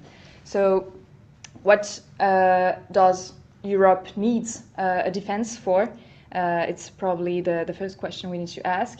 We often talk about threats as if there was, but identifying something as a threat, as a security issue, it is also a political process. And threat assessment matters because they define the horizon for capability development, that determine what governments prepare for, what they invest in, and ultimately whether collective action becomes possible. So we need to ask ourselves if Europeans can develop a shared assessment of their strategic environment and of their strategic objectives. And here, the point about strategic autonomy is also related to this ability to develop this shared assessment. Today, a majority of EU member states have identified Russia as the main source of threat for the European security, and a threat compounded by the gradual disengagement and increased aggressivity of the US. But the climate change and its effects, for example, the increase of natural hazards, is also considered a threat for European security by many states. So threat assessments and securitization processes are never neutral or evident. So this is the first thing that I wanted to state. And then there's the issue of defense preparedness. It's not only about the geographical origin of the threat, but also on the kind of threat. And today, EU member states' strategic documents increasingly emphasize the hybrid nature of the threat environment, and on a continuum between peace and war, below the threshold of armed conflict, and also below the threshold of attribution. So I can go back to this issue afterwards on the evolving nature of threats. To respond to this increasingly challenging environment, we have seen the notion of European strategic autonomy. So what does this mean? Because I think we should resist the temptation to see every issue primarily through the security lens, or to imagine Europe as a fortress. So it's important to have a clear definition of what strategic autonomy could mean in practice, and it's not meant to be associated with the autarky. It's not to be understood as isolation from allies, nor as an attempt to replicate major power projection capacity. Rather, it's about ensuring that Europe can defend its own security and protects its own interests, even without external assistance, if the circumstances require it. And today, Europe's security remains deeply dependent on the United States within the framework of NATO, but also at the bilateral level for some member states. So if we take the domain of missile defense, for example, NATO deployments in Europe rely heavily on American interceptors and on early warning systems. And the same applies to many strategic enablers like strategic airlift, air-to-air refueling, intelligence, surveillance, and reconnaissance, including through satellite capability, etc. And even France, which is a country often presented as Europe's champion of strategic autonomy, continues to rely on American technologies in certain sensitive domains. For example, the French internal intelligence service, like the domestic side, still uses Palantir softwares, for example. And so the question, I think, it's not whether Europe should eliminate all dependencies, but to define which are acceptable, which are critical, which must be reduced. And this assessment cannot be made once and for all. It requires constant political reassessment and debate. And so I think that this can happen also within the EU framework. Muchas gracias, Luis. La idea es, si os parece, que la charla sea más dinámica y que las intervenciones sean más, pero un poquito más cortas, para que estemos todos integrados en la charla. Pero no obstante, como veo que tienes muchísimo material que contarnos, después haremos una ronda para que no se nos quede nada en el tintero. Pablo, intervención rápida inicial. En los últimos años la Comisión ha lanzado fondos, ha lanzado préstamos, programas industriales, nuevas reglas para acelerar la producción. ¿Estamos, diría, construyendo un verdadero mercado europeo de defensa o seguimos teniendo 27 mercados? Buenos días. Si yo hablo en español, Luis, ¿me puedo ir en inglés? ¿O... Sí, estupendo. Pues nada, muchas gracias por invitarme. Es una muy buena pregunta. Yo creo que al final es es bueno recordar que al final la Comisión entra en este mundo por sus competencias claramente en el sector industrial, en la política industrial, ¿no? La Comisión tiene competencia en el mercado de defensa por el tratado que le da el TFUE, el artículo 173, que es que la Comisión tiene que apoyar a la industria europea en materia de competitividad y de adaptarse a cambios estructurales. Entonces, el objetivo de desfragmentar el mercado en sí es relevante en la medida en la que nos apoya para poder asegurar tanto la competitividad de la industria, que se ve socavada cuando no hay un mercado a escala europea y no se pueden conseguir las economías de escala que buscamos, y si no consigue ofrecer a los Estados miembros las armas y los equipos que buscan, ¿no? Entonces, la acción de la Comisión ahí, ¿cómo entra? Pues, de nuevo, con ese punto de partida que es el tratado y el artículo 173, nos otorga pues, una responsabilidad compartida con los Estados miembros de ayudar a la industria a adaptarse a un cambio estructural.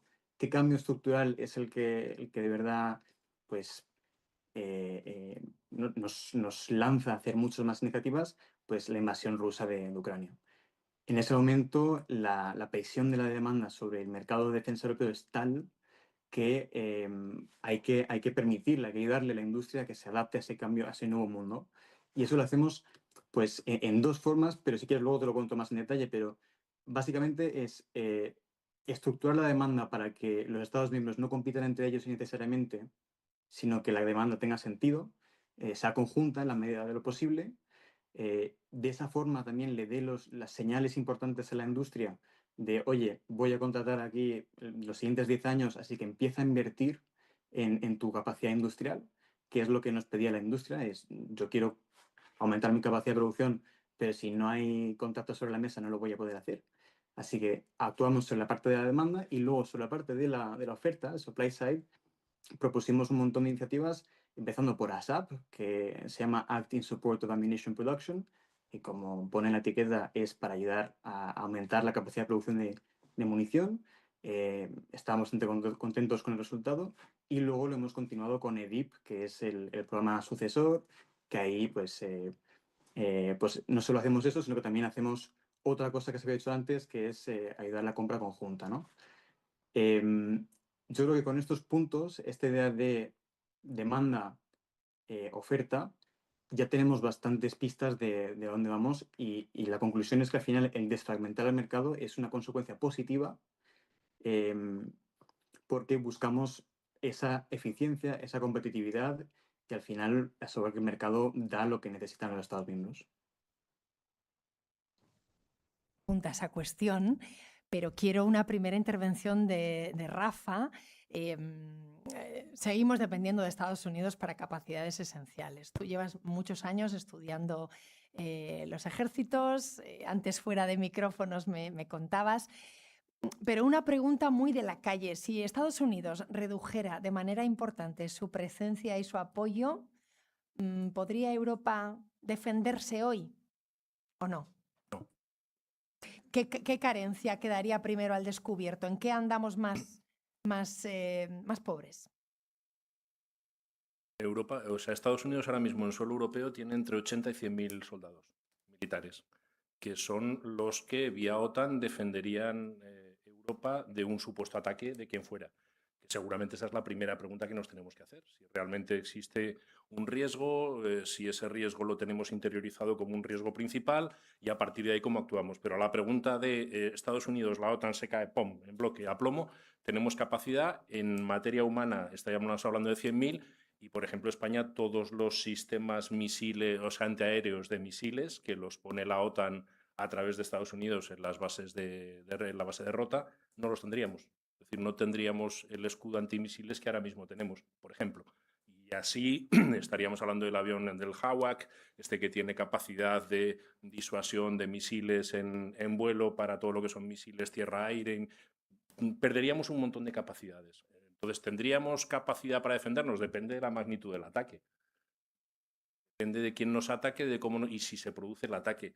Mira, ahí el director de la Agencia Europea de Defensa, André Denk, pasó por Barcelona y dijo Estados Unidos ya no es un socio fiable. Nosotros estamos fragmentados en temas de seguridad y defensa y además tenemos culturas diferentes a la hora de afrontarla. La defensa colectiva de la Unión Europea hoy por hoy es cosa de la OTAN y solos no podríamos asumirla. No tenemos una autonomía industrial para preparar nuestras propias capacidades y la OTAN es probable que se desmorone y nos abandone. Estamos, dijo, en un escenario de total defense y el problema es que todavía no lo sabemos en muchos países. Tremendo. Me remito a eso. Claro, lo dices y la gente se asusta, lo entiendo, pero lo dijo el director de la Agencia Europea de Defensa.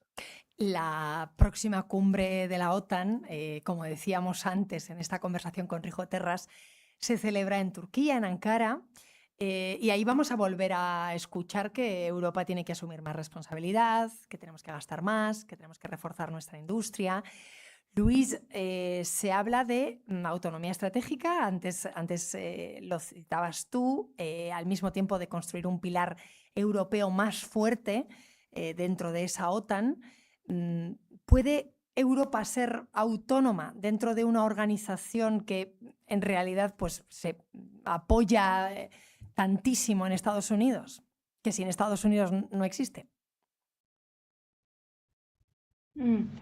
Yes, I think that the governance of defense of the European continent, it's one of the main issues for building this defense.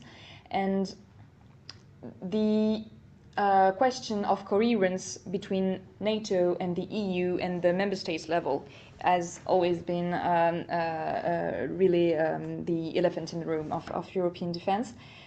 If we take the EU side, it operates across three dimensions. You have operational, industrial, and the planning dimension. Operationally, we have the CSDP, the Common Security Defense Policy, which has structural limitations on which I will not expand today. Then you have the industrial side with many EU tools to support defense cooperation. And I think we'll probably dive a bit more into this, and it's already been explained in the first intervention.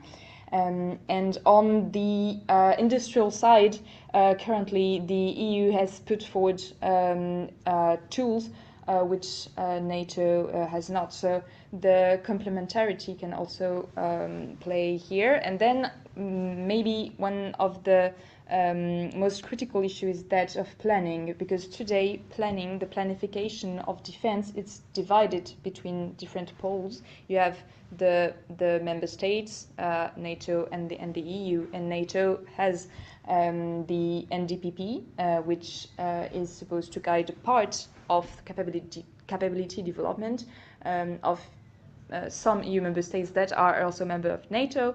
And you have a gap at EU level currently on the aspect of planifications. You have some instruments like the capability development plan, the coordinated annual review on defense, which identify capability gaps.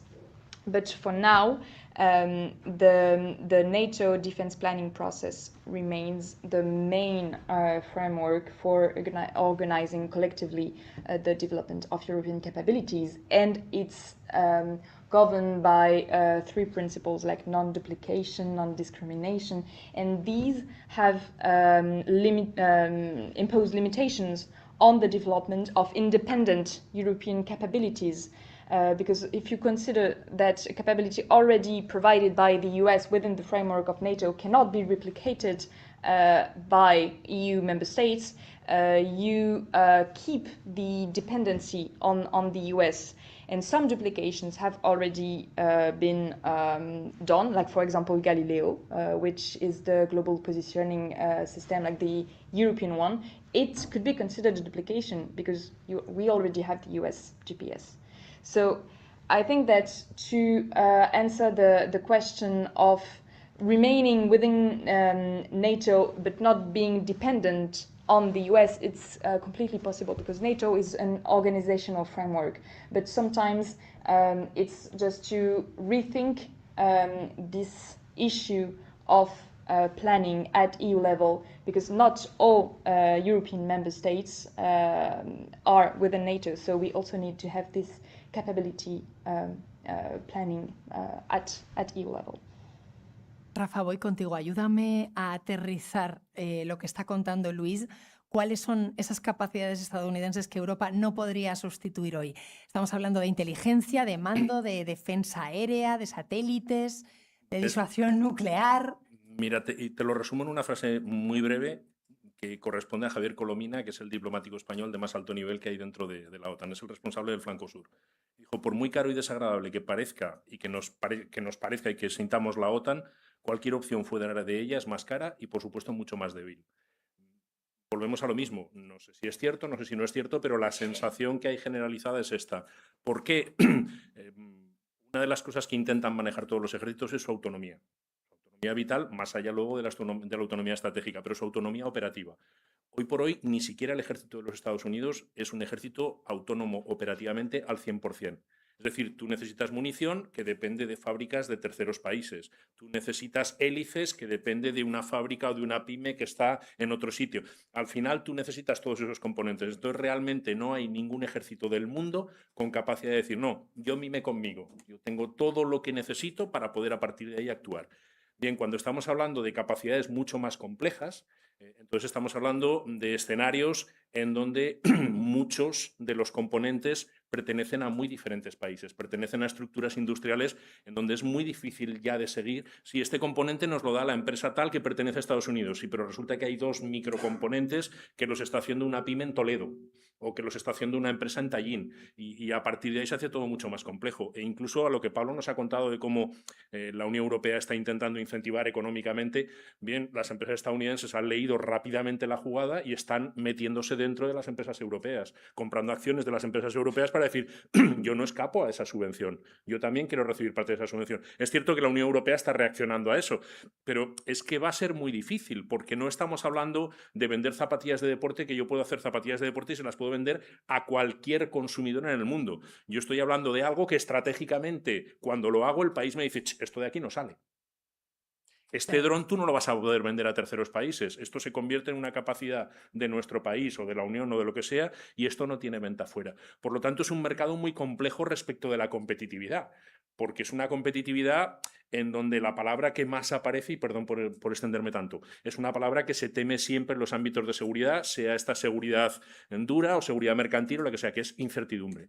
Claro, yo te iba a preguntar en cuánto tiempo podría Europa reducir esa dependencia de forma creíble, pero entonces la pregunta hay que tirarla a la basura, porque en realidad es imposible. La Generalitat me preguntó, oye, ¿de cuánto tiempo disponemos para que empresas catalanas puedan estar ofreciendo elementos que sean útiles para la estrategia europea que se está planteando? Y le dije, no se trata de reconvertir una empresa que tú ya tengas pensando que en 2 o 3 años... No, se trata de que lo pueda hacer ya. De que los componentes que esté fabricando sean componentes que puedan tener doble uso o que puedan ser utilizados ya. Si no, no entras en esa carrera. Bueno, pues ahora voy con Pablo. Pablo, ¿qué necesita Europa producir ya?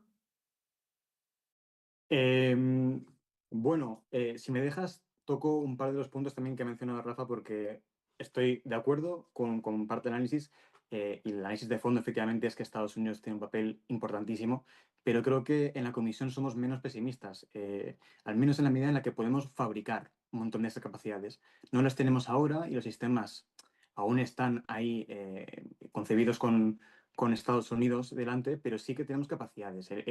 Por ejemplo, el AWACS, justamente en Europa tenemos un avión equivalente que lo fabrica Saab en Suecia, que es el GlobalEye.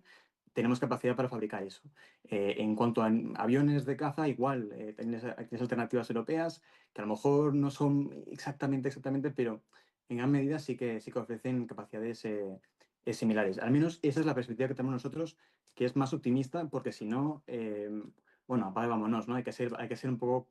Hay que echarle ganas, porque también es que la alternativa no vemos cuál es. Si Estados Unidos decide que ya no quiere apoyarnos, tendremos que estar nosotros preparados de lo mejor posible, y eso empieza con una mentalidad de que podemos hacerlo, ¿no? De ahí, ¿cómo lo hacemos para que nuestra necesidad no sea una dependencia? Perdón, para no mantener esta dependencia y llevar un equilibrio un poco lógico, pues tenemos dos principios que rigen nuestros reglamentos. Uno de ellos es el valor europeo en los productos que financiamos con apoyo de los fondos europeos. Por ejemplo, en SAFE, un 65% del valor de los productos que se compran tienen que originar de la Unión Europea. Ahí está. Esto es un mensaje claro para la industria que tiene que fabricarse en la Unión Europea. Encima, las entidades que se benefician tienen que tener su control, su management en la Unión Europea. Es posible que luego haya un par de derogaciones, porque es verdad, como decía Rafa, totalmente verdad, hay un montón de filiales americanas que están aquí activas en Europa, pero aquí entra el tercer pilar de o la tercera lógica de nuestros reglamentos, que es la autoridad de diseño. Y esto es un concepto que creo que es clave. Cuando Estados Unidos licita un producto o te exporta un producto, puede mantener lo que llamamos la autoridad de diseño, que es yo decido cómo vas a emplear este producto, este equipo. Y lo vimos recientemente con Ucrania, que quiso utilizar misiles de largo alcance y Estados Unidos no le dejaba, tan simplemente. Y entonces, pues ese tipo de dependencia está muy bien que Estados Unidos tenga un equipo fantástico, pero si no podemos usarlo, no sé si igual no tenerlo, ¿no? Así que para evitar eso, en el SAFE y en EDIP tenemos conceptos de Design Authority, de autoridad de diseño, que dicen, para beneficiarte de este préstamo, tienes que tener o bien ya la autoridad de diseño o bien una garantía de que lo vas a obtener. Una garantía valable jurídicamente. Así que con eso intentamos transicionar poco a poco de esta situación de dependencia a una situación más de capacidad de producir aquí y también de darle a la industria los contratos ahora para que pueda invertir ya en la capacidad industrial. No sé si con eso me dejo algo de tu pregunta después, porque a lo mejor me he dejado llevar. ¿Me lo puedes decir si me he olvidado algo? Colocando puntos para el debate. Voy a abrir otro.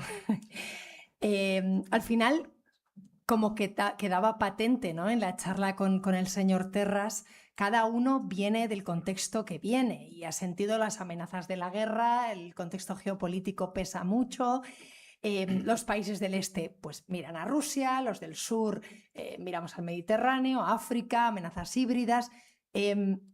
Luis, ¿puede existir un mercado europeo de defensa si los países no compartimos la misma percepción de las amenazas? ¿Quién decide qué capacidades deben financiarse primero? Yes, to decide which capabilities to develop and with which priorities, there's the challenge of political coherence across Europe. And one of the first obstacles is it can be considered an obstacle or it can be considered a strength, but European countries possess very different strategic cultures and threat assessment, as I said in the beginning, because some countries will subscribe to what we might call a spiral model, where increasing military spending is considered as risking to fuel escalation. Other countries, especially in the East, they will adhere more strongly to a deterrence model, where the greatest danger is seen as coming from insufficient deterrence, including conventional deterrence. And we also have diverging views regarding Atlanticism, conscription, defense financing, the role of public debt, and even the institutional relationship between governments and defense industries. It all varies a lot within Europe. And France is one of the interesting examples, because its pursuit of strategic autonomy has long been a defining feature of its strategic culture, based on the assumption that American and European interests could ultimately diverge. And it has sometimes made France a difficult partner for other European states, particularly when its strategic assessment diverged from other member states, most notably regarding Russia before 2022. So there has been a shift on this, but I think today, if we want to build genuine European strategic solidarity, we still need a much deeper understanding of the strategic cultures of other member states. Especially in France, I think we need to understand that Italian are not French that speak Italian, and German are not French that speak German. Like, they have different cultures, and if we want to build European defense, we need to acknowledge that. And I think that diversity, it's not a weakness. The legitimacy of European defense rests precisely on its ability to accommodate diversity and to have complementary priority. The problem today is that of sequencing, because we have priorities that have not the same life expectancy. Because we have in the East countries which will have for priority to reinforce their military capability, and this involves buying quickly weapons and sometimes not from the EU. And at the same time, we have the objective of strengthening the EDTIB, which can only happen in a longer term. So I think that one of the ways to reconcile this, it has been done through the safe regulation with the definition of two categories of capabilities. The ones where we needed design authority, so these are the most strategic ones, and the ones that are judged less critical and more urgent, like ammunition, where the rules are a bit less strict and you do not need the design authority. And another way is to address the fears of eastern flank countries through reinforcement of the military capabilities and battalions deployed in these countries, so that the sense of threat is deemed maybe less urgent, and to then give some time to develop and strengthen the EDTIB. Sí, para decir algo que es muy básico, pero que yo creo que hará que todos nos entendamos. Cuando hablamos de planificación estratégica, y me pongo muy didáctico, perdón, me sale el académico que llevo dentro. Cuando hablamos de planificación estratégica, lo primero que tenemos que hacer es la diagnosis. Tenemos que saber dónde estamos, qué es lo que tenemos y cuáles son los riesgos y las amenazas que creemos que tenemos. Eso es lo primero que hay que hacer. Una vez que tú has definido eso, entonces viene la parte política, que es la parte estratégica, que es la que te dice a dónde quiere llegar. ¿Vale? Sabemos dónde estamos, qué tenemos, qué nos amenaza y determinamos a dónde queremos llegar. Y entonces luego viene la tercera parte, que es la parte de planeamiento, que es la parte del cómo vamos a llegar a eso y quiénes son los diferentes responsables para llegar a eso. ¿Vale? Esto a nivel europeo no existe. Esto existe en la OTAN, pero a nivel europeo no existe. Y ahora me voy más, país a país. España esto lo hizo en el 2003. Desde el 2003 España no lo ha hecho. Estamos en el 2026 y España hizo en el 2003 la revisión estratégica de la defensa, en donde dijo dónde estaba, a dónde quería llegar y de qué manera lo iba a hacer. Han pasado 23 años y seguimos con la revisión estratégica del 2003, que por supuesto en sus plazos, en sus términos, en sus cuestiones está agotada.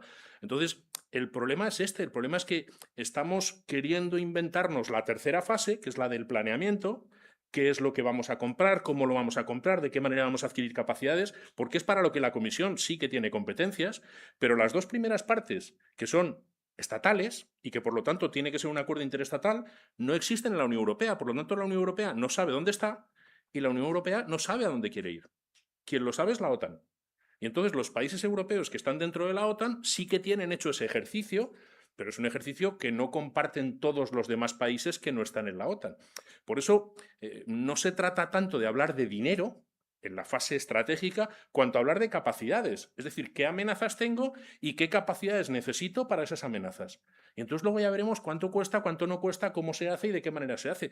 Pero estos dos debates, que son los dos iniciales, están sin hacerse. Estamos en el tercero. Bueno, vamos a ver cómo compramos y cómo hacemos lo que hace. Pero ¿de dónde nace eso? Para mí este es el principal problema que existe. Me parece una premisa muy necesaria para poder empezar a analizar. Aguántame este tema ahí porque te voy a preguntar por Ucrania ahora, porque es lo que al final nos ha puesto patas arriba, ¿no? Hemos empezado a pensar en muchas cosas desde que Rusia invadió Ucrania a gran escala en 2022.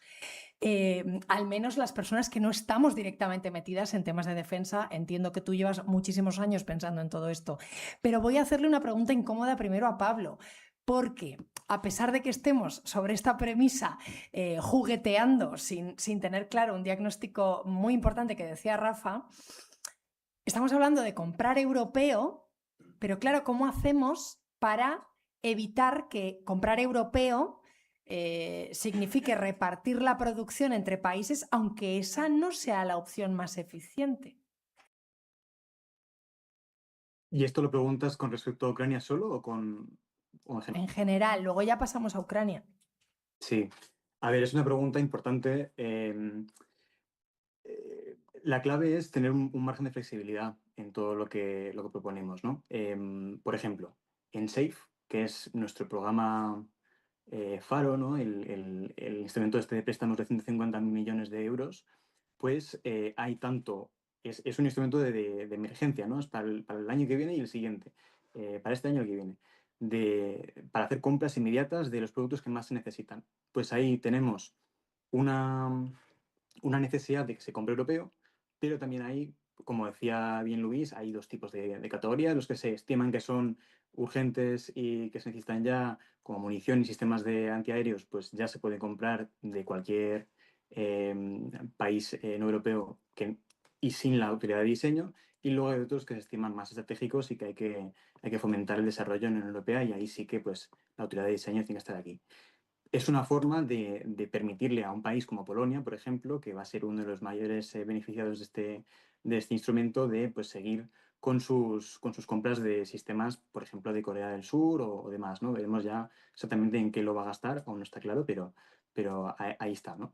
Lo mismo para EDIP, también tenemos ese concepto. Ahí es un poco más duro, ahí es más firme, pero sí que hay posibilidad de que las filiales de que entren como suministradores empresas que no vienen de la Unión Europea. Y entonces ahí pues hay forma de que aún pues una empresa europea depende mucho de colaboración con Estados Unidos, pues aún hay forma de que consiga beneficiarse. La cuestión más para nosotros es más la siguiente, los Estados miembros tienen formas de comprar sus equipos urgentemente fuera de la Unión Europea. No les vamos a impedir que lo hagan. La cuestión es que nosotros queremos pensar en una estrategia a largo plazo que nos permita tener en Europa la capacidad de producción si ya no se puede comprar en el mercado actualmente. Y cuando vemos una situación como la actual, en la cual, pues en la guerra del Medio Oriente, muchos países del Golfo empiezan a comprar producto americano, pues otros sitios, y europeo también, pues el mercado cambia y ya el país europeo ya no puede ni siquiera comprar en Estados Unidos, ¿no? Porque la demanda es tal que ya no le da abasto. Y con esa lógica es importante invertir con la vista a producir aquí, y por eso estamos con esa dualidad. Flexibilidad en el corto plazo y una inversión, una apuesta por la producción en Europa que es necesaria en el medio plazo. Bueno, pues vamos al tema Ucrania, ¿no? Se ha convertido en un laboratorio militar.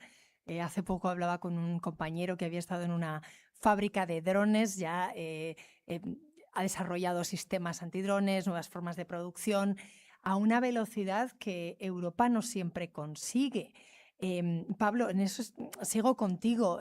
¿Estamos tratando a Ucrania únicamente como receptora de ayuda o Europa ya está empezando a verla como parte de su propia industria de defensa?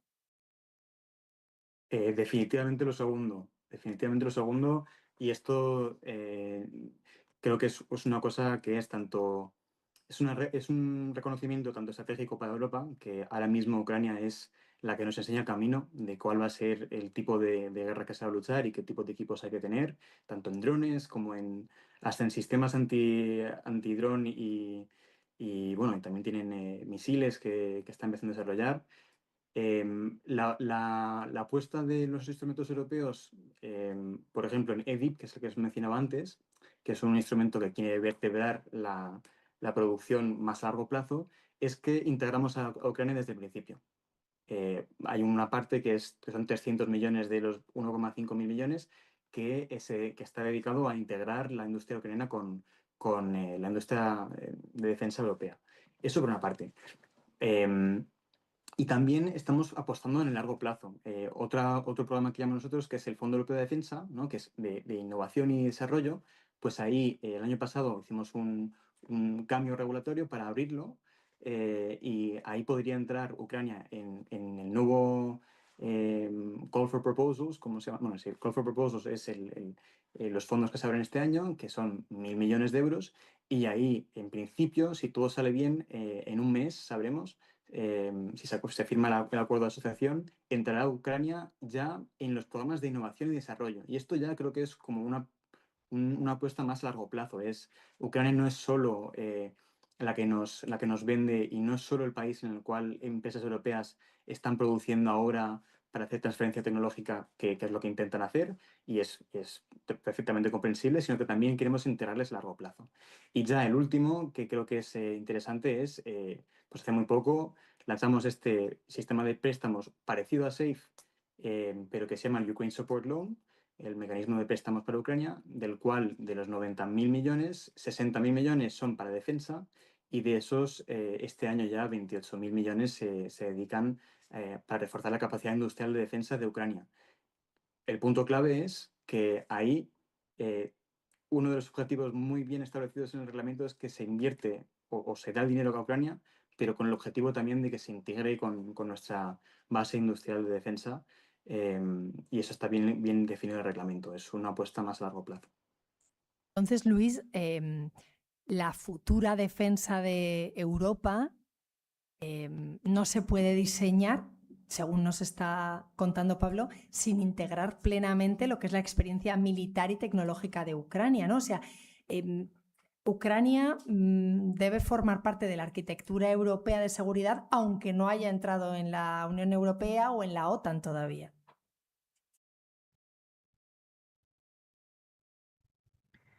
I think, as Pablo said, Ukraine is already largely involved in how we define the future of European defense, both on the threat assessment, because we largely draw on the lessons of the Ukrainian conflict to determine what Europe prepares for, and I think here we need to avoid an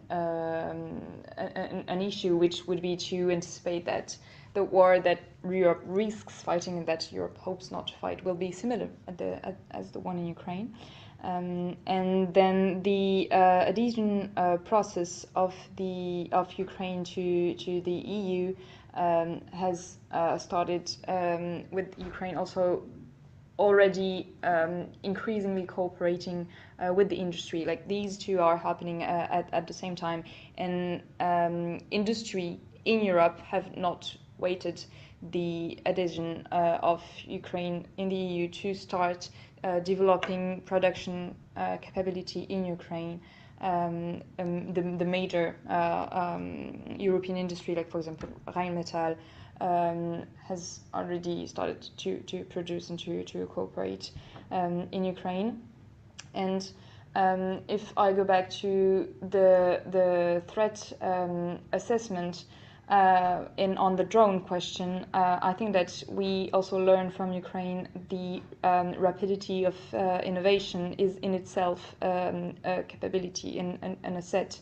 And one of the main issues is that today drones create an asymmetry of costs between relatively inexpensive drone swarms and which can overwhelm defense systems that cost orders of magnitude more. So European forces need also to rethink innovation processes and their production capability to reduce costs. And I think that this is something we are already learning from the Ukrainian industry. And another issue is that of security guarantees that the EU would be able to give to Ukraine if Ukraine rejoins, like adheres to the EU without joining NATO. Which would mean that these security guarantees rely exclusively on the EU and not on the transatlantic alliance. So is Article 42.7 as credible as Article 5 of NATO? I think this is an important question. And today the political credibility of Article 5 is largely diminished by Trump and the US administration. So I think that this is really an open question. Pues otra pregunta abierta va a ser lo del ejército europeo, Rafa. Antes lo hemos sacado como última pregunta con Rigo Terras, que me ha dicho que era el capote del toro. Entiendo que es una cuestión muy controvertida y que además se presta mucho a debate de bar. Entonces yo quiero que Rafa, que conoce este tema de verdad, que nos explique si es realista esto. Un ejército al final necesita una autoridad política. ¿Quién daría la orden de desplegarlo? ¿Quién respondería ante los ciudadanos si algo sale mal en una operación? Estamos jugueteando con un tema sin realmente tener, como decías tú, un análisis de la cuestión, saber dónde estamos y tener claras las premisas. A ver, ¿qué es un ejército europeo? Sería la primera pregunta. Y entonces hay un trabajo de Dupuy del año 2017, o sea, ya ha llovido sobre él, en donde él dice, si hablamos de ejército europeo, nos ponemos en académicos, establecemos 2 criterios y en base a esos 2 criterios fijamos de qué estamos hablando. Estamos hablando primero de un ejército único, es decir, desaparecen todos los demás ejércitos y solo existe el ejército europeo, primera cuestión, por lo tanto puede ser único o puede ser el ejército 28, porque hay amenazas que son compartidas, pero hay amenazas que no son compartidas. Yo difícilmente veo a un letón yendo a defender la Martinica o la Dominica o las Canarias, ¿vale? Por lo tanto, hay amenazas que son compartidas, hay amenazas que no son compartidas. Un ejército, uno solo y desaparecen todos los demás, o el ejército 28. Y la otra cuestión, ¿un ejército intergubernamental o un ejército común? Es decir, ¿en cuál de las 2 dinámicas de la Unión Europea se integra? ¿En la dinámica comunitaria y pasa a ser dirigido por la Comisión o se integra en la dinámica del Consejo y entonces pasa a ser dirigido por el Consejo? A partir de ahí nos aparecen 4 modelos. Nos aparece un ejército que sea único e intergubernamental, un ejército que sea único pero comunitario, un ejército que sea no único pero que sea intergubernamental y un ejército que sea no único y que además sea comunitario. Lo primero sería eso, determinar de qué estamos hablando, nadie lo sabe. Solo hay una cosa en la que siempre he encontrado unanimidad y es quién no lo podría dirigir. ¿Quién no? ¿Quién no lo podría dirigir? Perdón, siempre dicen que Francia no, que es el único país que es potencia nuclear, lo cual es curioso. O sea, el que es potencia nuclear, el que más nos aportaría, el que tal, en todos los sitios, siempre sotoboche, siempre por detrás te dicen, no, pero los franceses jamás. No sé por qué, pero es uno de los elementos. Excusez-moi, Luis, c'est pas personnel, oui, c'est ça.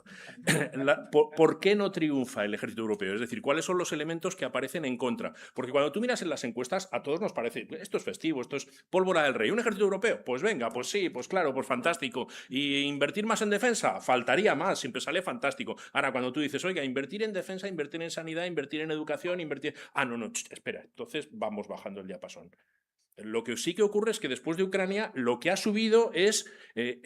cómo nos preocupa el tema de la seguridad y la defensa. Pero cuando tú pones el tema del dinero, vale, pues entonces gastamos más en defensa. En Europa está saliendo que sí, pero no es unánime. Sale en el común, sale que sí. Pero en España, o sea, el principal elemento de gasto en los países nórdicos sería en seguridad y defensa. En España ocupa el puesto 17. Es decir, antes tenemos o encontramos 16 prioridades. Por lo tanto, en esa diagnosis previa que hacemos en una planificación estratégica, que igual es errónea, no digo que no, pero en esa planificación previa que hacemos, en ese diagnóstico previo, para nosotros no hay amenaza.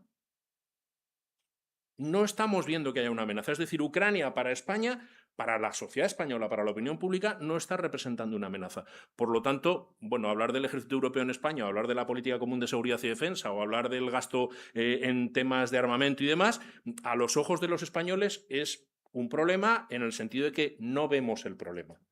¿Estamos con una venda en los ojos? No, eso ya no entro a discutirlo, que probablemente sí, probablemente, porque ponías otro elemento, y perdón, pero hablabas de Ucrania. Entonces, Ucrania como laboratorio, bueno, los ucranianos ya no quieren que vayan instructores europeos a explicarles nada, porque ahora es al revés, son los ucranianos los que explican a los europeos cómo funciona la guerra y cómo funcionan determinados elementos. Por lo tanto, ya no. Pero al mismo tiempo, sin la ayuda económica que está prestando Europa y sin todo el material que le está dando Europa, Ucrania no podría soportar la guerra.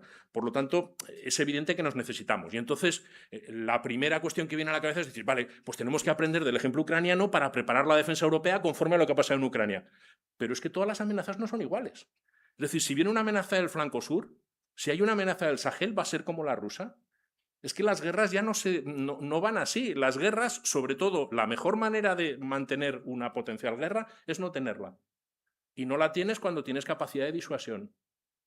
Cuando tu potencial enemigo piensa que tú tienes una capacidad de tal magnitud que meterse contigo es llevarse un... O sea, ¿por qué nadie se mete con el león? Porque si el león te da un zarpazo, menudo zarpazo. Pero ahora tenemos capacidad de disuasión, ¿o no? Bueno, yo entiendo que no tenemos... Bueno, tenemos la que tenemos, que es la de la OTAN.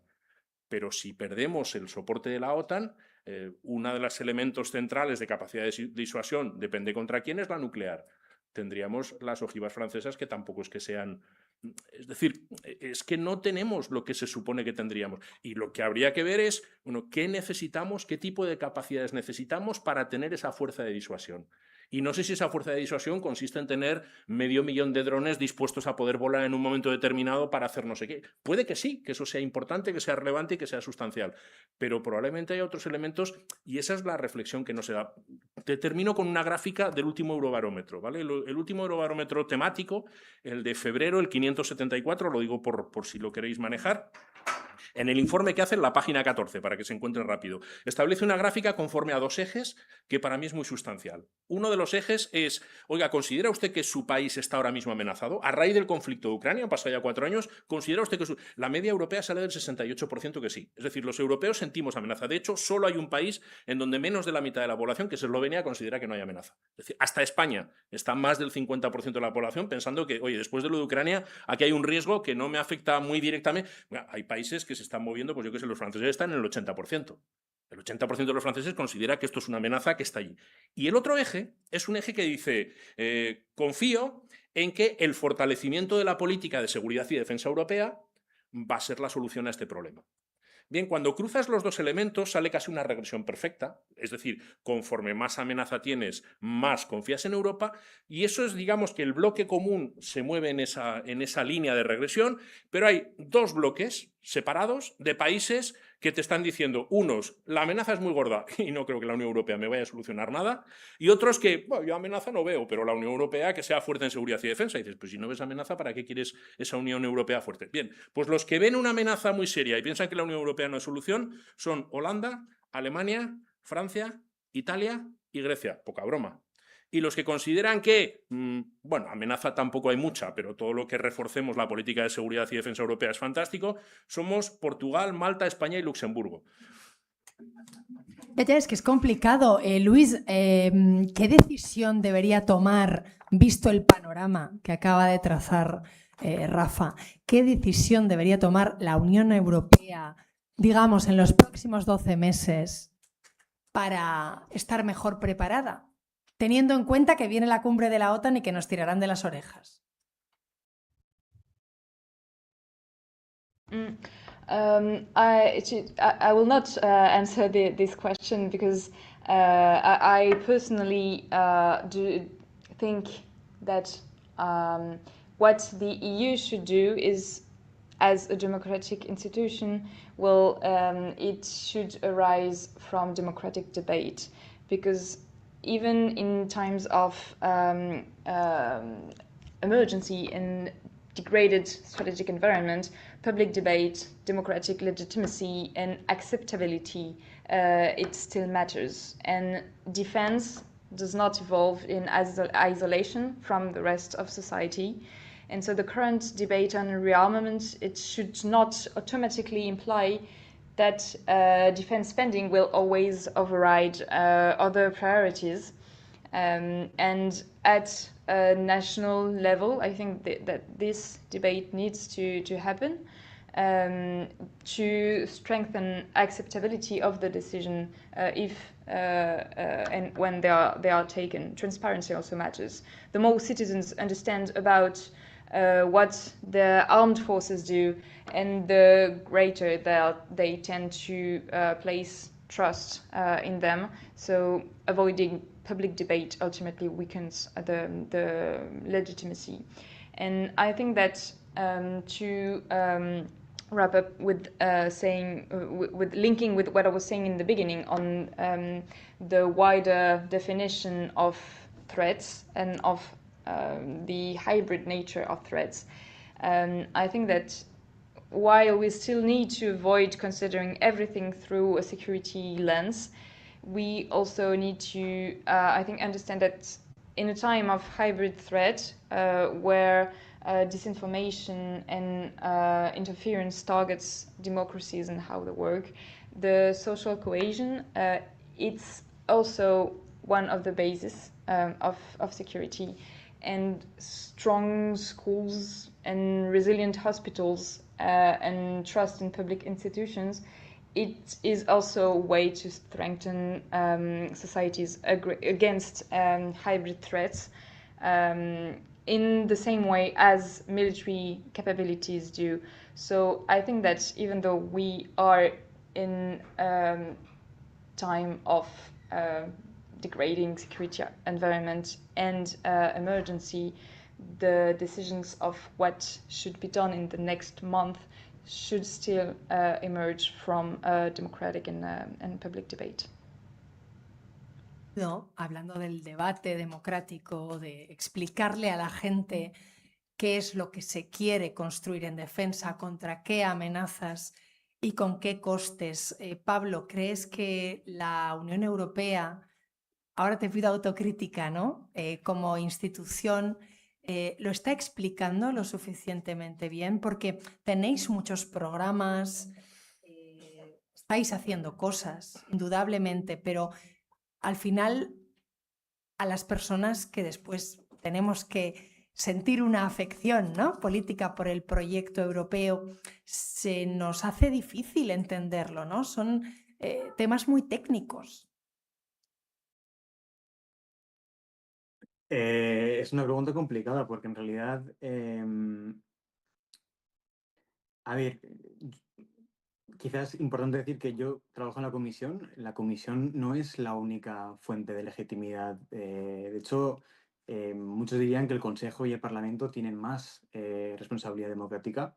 La comisión vela por los intereses de todos los ciudadanos y en esa medida tenemos una perspectiva única porque podemos, ahí donde por ejemplo a un país como quizás Eslovenia, como decía Rafa, no le preocupa tanto, al conjunto de los europeos sí que le preocupa profundamente pues las amenazas que ahora nos depara Rusia, ¿no?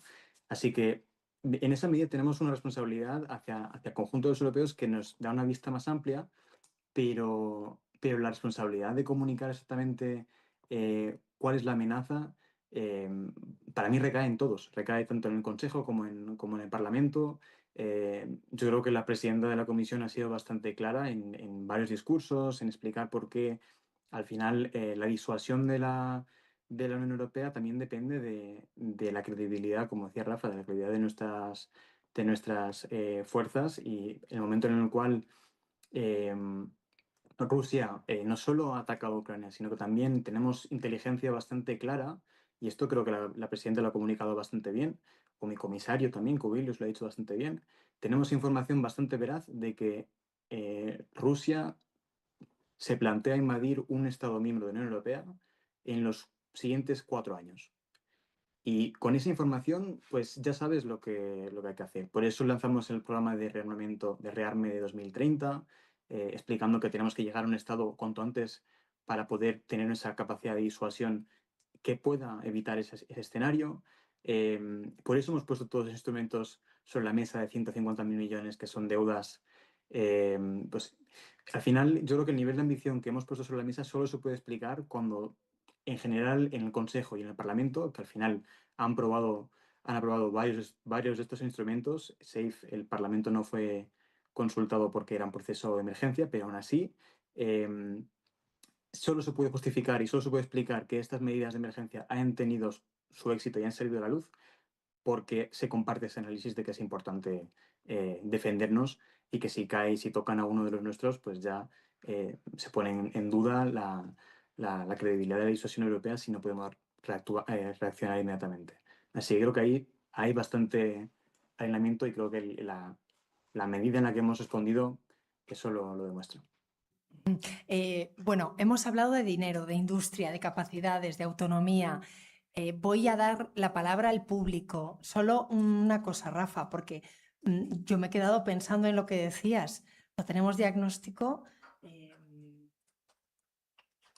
Danos algún punto positivo, ¿no? Pues mira, por ejemplo... No tenemos diagnóstico, pero ¿qué tenemos? No, un punto positivo. Una manera de interpretar a Donald Trump. Porque es muy fácil decir que Donald Trump es un loco histriónico que ha llegado a reventarlo todo, un elefante en una cacharrería. Como occidentales nos reímos muchísimo de ese tipo del pelo naranja, que ya los Simpson anticiparon mucho antes de que él lo supiera lo que iba a hacer, ¿verdad? Y está cumpliendo por punto. Bueno, pues ahora, como seguro que hay alguno aquí que ha estudiado relaciones internacionales, pensad por un momento en el realismo ofensivo.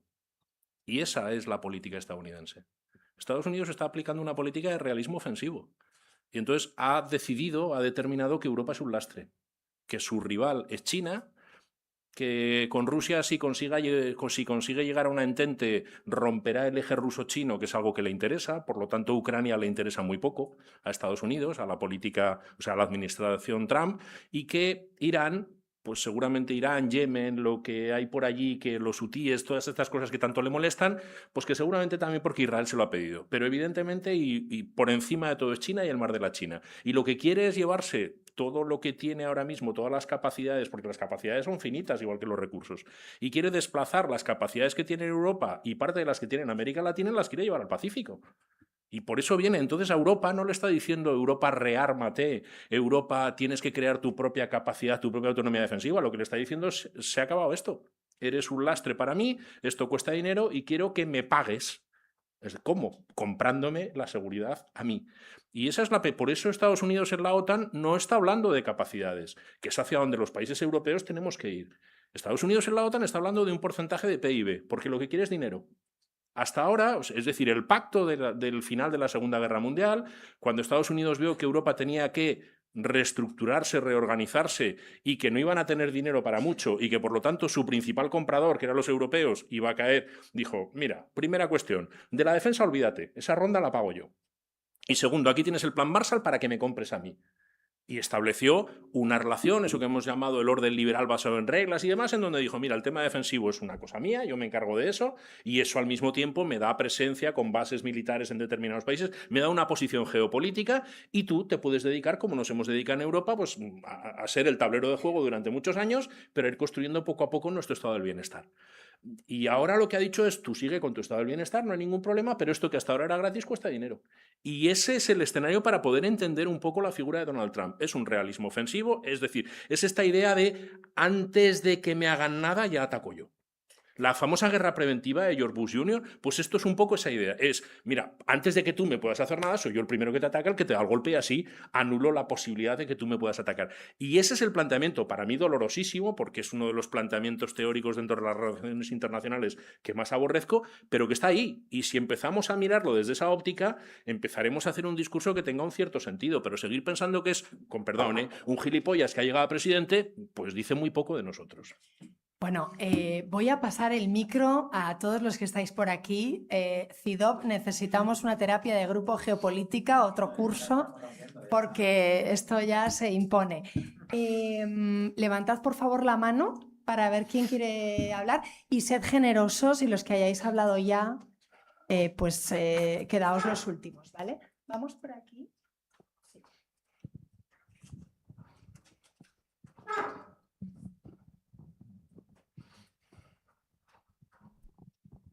Hola, buenas tardes. Una pregunta muy breve dirigida a Rafa. ¿Qué valoración tendríamos que hacer del esfuerzo inversor que está haciendo Marruecos en capacidad militar? Es decir, usted me está preguntando, ¿Marruecos es una amenaza para España? Esa es la pregunta que me está haciendo. Pero muy educado, sí, sí. Geopolíticamente o geoestratégicamente, lo primero que ha ocurrido es que el socio preferencial en el estrecho para Estados Unidos ya no es España, es Marruecos. ¿Vale? Eso es lo que ha ocurrido. En segundo, con lo cual España, digamos que a Estados Unidos ya lo de las bases de Morón y Rota, es que una vez que tienes una base es una lógica y una dinámica que cuesta muchísimo cambiarlo y tiene que dar muchísima pereza. Y seguramente las condiciones que iba a tener en Marruecos no iban a ser tan óptimas como las que tiene en España. Pero no tendría problemas, llegado el caso, en decir, cambiamos de aires y vamos al otro lado del estrecho para tener la misma capacidad. En segundo término, lo que sí que está ocurriendo es que hay determinadas capacidades militares que ha adquirido Marruecos. O sea, hasta ahora nosotros teníamos superioridad en tierra, en mar y aire. Frente a un supuesto conflicto bélico con Marruecos teníamos superioridad en los tres ámbitos. Ahora ya no. Y ahora Marruecos tiene capacidad balística con misiles para poder bombardear perfectamente Sevilla o Granada. Entonces, ¿Cabe esa posibilidad? Yo quiero pensar que no. Quiero pensar que tenemos una relación diplomática y de vecindad lo suficientemente larga y densa como para que eso no ocurra. Pero los agoreros del lugar dicen, pero esto mira, pega un pepinazo en Sevilla o en Granada y con las mismas se queda con Canarias o se queda con Canarias, Ceuta y Melilla. Y como ya no seguirá hacia el interior y como nos defenderemos la península, pues al final los europeos y hasta Estados Unidos dirán, chico, déjalo estar, venga, ya está. No, pues Ceuta, Melilla, Canarias, pues la has perdido y ya está. Y pasas el marroquí, que de hecho están al lado de ellos. Yo quiero pensar que eso no es así. Pero lo que sí que realmente es cierto es que nuestra relación con el hermano mayor, cuando lo del islote de Perejil se para porque hay una llamada a Colin Powell. A Colin Powell le despiertan de madrugada y le dicen que Marruecos y España se están pegando. Y entonces llamó a los dos presidentes y le dijo, pero ¿esto qué es? Se acabó, parad. Y pararon en seco. Algo que por lo demás tampoco tenía mucho sentido, pero se paró en seco. Ahora ya esa parada en seco no sé hacia dónde iría, no se sabe. Estratégicamente ha cambiado. ¿Más manos? Bueno, muchas gracias. Una pregunta de política ficción para usted, Rafa. ¿De política ficción? Sí, un poquito. Ahora estamos en la ley del péndulo, Estados Unidos se aleja, se enfoca hacia China, etc. Pero dado el poderío de China en ascenso, a nivel militar, IA, etc., ¿cree que es factible en el futuro, a 10 años vistas, que Estados Unidos y Europa se vuelvan a juntar formando un grupo hegemónico en Occidente? Gracias. Esto es como si con alguien con quien has mantenido pareja y rompes, si te vuelves a juntar. Sí, pasar pasa, y hay quienes son especialistas en tropezar en eso varias veces. Evidentemente tendremos mejor situación, mejor relación, pero las cadenas de confianza que se han quebrado, si realmente Europa apuesta por la brújula estratégica que llevó a término y que quiso plantear con toda la fuerza el presidente de la institución en la que estamos, la brújula estratégica apunta a Corea del Sur, apunta a Australia, apunta al sudeste asiático, apunta a Canadá, es decir, apunta a que Europa tiene que buscar la India, nuevos partners, nuevos socios colectivos multilaterales y mundiales para intentar imponer ese orden liberal basado en reglas y alejarse lo máximo posible de la política de los hegemones. ¿Que cambiará la administración en un tiempo? A ver, que cambie Trump si sigue la misma administración y se sigue el mismo colectivo de gente que lleva tiempo escribiendo en tono de realismo ofensivo, no cambiarán mucho las cosas. Y los chinos dudo mucho que, salvo que a alguien les moleste, entren en nada, porque su guerra es una guerra económica y es una guerra tecnológica y son dos guerras que además hoy por hoy las tienen ganadas.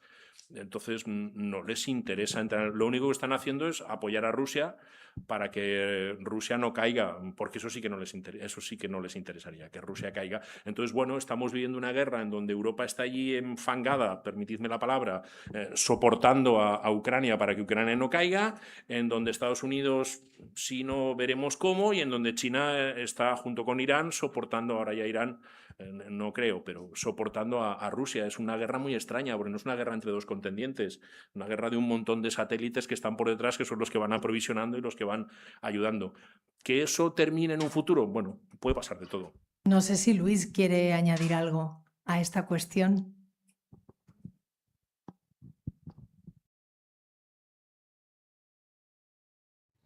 Yes. Maybe I wanted to add something on the deterrence issue that had been mentioned earlier, because I realize also that I mentioned the term of deterrence, and then the issue of nuclear deterrence has also been mentioned. And I think that the very notion of deterrence, which is increasingly important in this global context, is in itself not very clear. Because in France, when we say deterrence, we mean nuclear deterrence.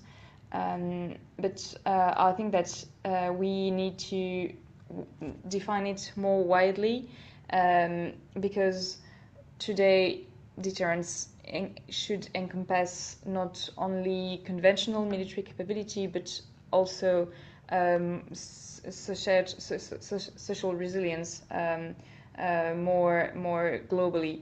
And I think that Europe is also understanding preparedness and resilience as components of deterrence in a world where instability and multipolarity, like from China, from the US, challenge the EU's position on the global stage. So I think that the concept of deterrence should also be put on the table and defined more widely than we have the habit to do in France. And it will also mean that France is able to enlarge its perspectives and its strategic culture beyond what it's used to, and not position itself as a leader of European defense, because, as Rafa said, no one would want this. Anotado queda esto de la disuasión. Tenemos muchas más manos. A ver, por aquí hemos... ¿Sí? Vale, genial. Bueno, una pregunta para todos y una reflexión. Entiendo que, bueno, Europa estamos todos de acuerdo que estamos en una situación de dificultad y de peligro y que la mayoría de los países lo están viendo. El largo plazo, por lo que he oído, pasa por esos partnerships, como Canadá bien dijo en el foro en Suiza. Pero, y ahora paso un poco al inglés, in the event of having Russia to strike one of the European Union members tomorrow and having the US withdrawing from NATO, what would be the first reaction of the European Union? Is there any protocol? Is there any channel, just to bring things down to earth? What would be the first things that would happen? ¿Quieres que sea una pregunta que contesten todos? Bueno, el que quiera, el que se sienta con... ¿Perdón? Es que pensaba que me estabas hablando. Sí, has hecho una pregunta en general, ¿verdad? Vale, pues Pablo, Luis, como no estáis aquí, os doy la preferencia para responder, la prioridad.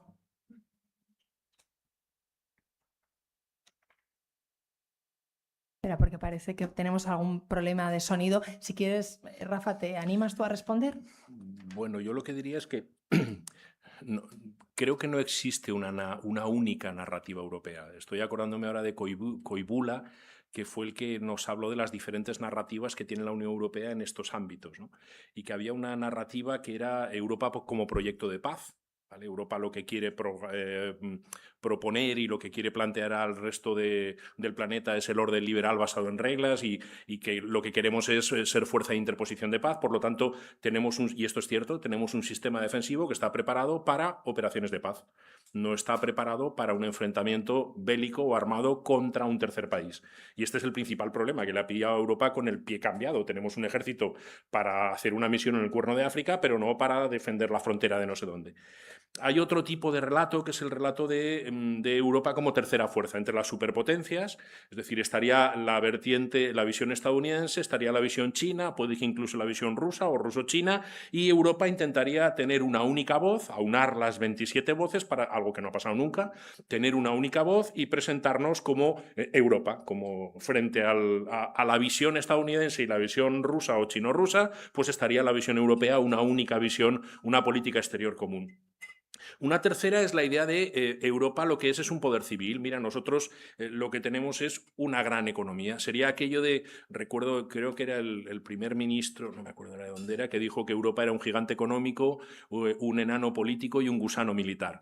Pues cogiendo la idea del gigante económico, somos un gigante económico y por lo tanto lo que propugnamos al mundo, lo que hemos hecho con Mercosur. Mira qué gran mercado tenemos, vente con nosotros, ven a comerciar con nosotros y esto va a ser un parnaso para ti y para nosotros.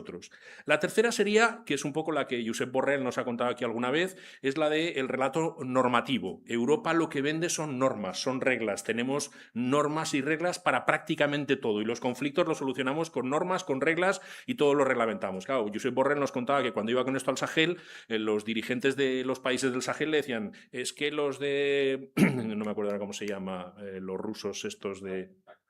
los de Wagner me acaban de ofrecer 5 Rolls Royce. ¿Y tú qué me estás ofreciendo? Dice, no, yo tengo 4 decretos normativos de la Unión que podemos aplicar. Ya, pero es que el otro me ha ofrecido tierras no sé dónde y me ha ofrecido que mi familia esté alojada no sé dónde. Bueno, pues, pero tenemos ese relato. Y el quinto relato, que es el más pequeñito, sería el de Europa como poder militar. Entonces, a la pregunta que tú hacías, te diría, es que no sé cuál de los relatos es el relato que ahora mismo impera en Europa. Yo creo que están los 5 relatos y cualquiera de los 5 relatos que he dicho es un relato que es defendible, es un relato que es europeo y es un relato con el que vamos a encontrar argumentos sólidos. Sospecho que el principal problema, igual Pablo puede decirnos algo en este sentido, es que como este relato común tendrían que ponerse de acuerdo los 27, y eso es algo que pertenece al Consejo, pues ahí es donde están los bloqueos. Y ahí es donde está el problema de encontrar cuál es el relato con el que Europa se lanza al mundo. Pablo, ¿quieres rematar? Remato. Sí, yo creo que aquí en este punto, efectivamente, el mecanismo es un poco lento. Luego esto quizás lo sabe mejor Luis, pero está el artículo 42.7 que dice pues, que la asistencia mutua en caso de agresión de un Estado miembro la debe el otro Estado hacia el que ha sido agredido. Hay mecanismos. Yo lo que diría en este sentido es, cierto que es que dependemos del Consejo y cierto que dependemos de que se pongan de acuerdo en cómo responder. Y de hecho el caso clave fue cómo Hungría, bajo el régimen la presidencia de Orbán, pues no tenía, no apoyaba los apoyos que dábamos a Ucrania, que queríamos dar a Ucrania, y estuvo pues limitando la ayuda, y este instrumento que os comentaba antes de 90.000 millones, pues se tuvo que retrasar varias veces la adopción porque Hungría no lo quería aprobar y no quería dar ese apoyo. Cierto, estamos limitados por ese sistema de unanimidad. Dicho lo cual, si hace 5 años alguien nos hubiese dicho que el día en el cual Ucrania, que ni siquiera es Estado miembro de la Unión Europea, fuese atacada, la respuesta iba a ser tan fuerte, tan casi unánime, porque salvo Hungría están todos por la labor, yo creo que nos hubiésemos quedado bastante sorprendidos. Así que, a pesar de esta maquinaria que puede ser un poco lenta, creo que hay bastante unanimidad y Europa puede actuar con una sola voz cuando de verdad le va la vida en juego, y me gustaría pensar que eso, si ya fue el caso con Ucrania, con algo más cerca de casa sería aún más el caso. Tenemos una voz por aquí. Sí, aquí es una americana rosa. Por aquí. Sí, vale.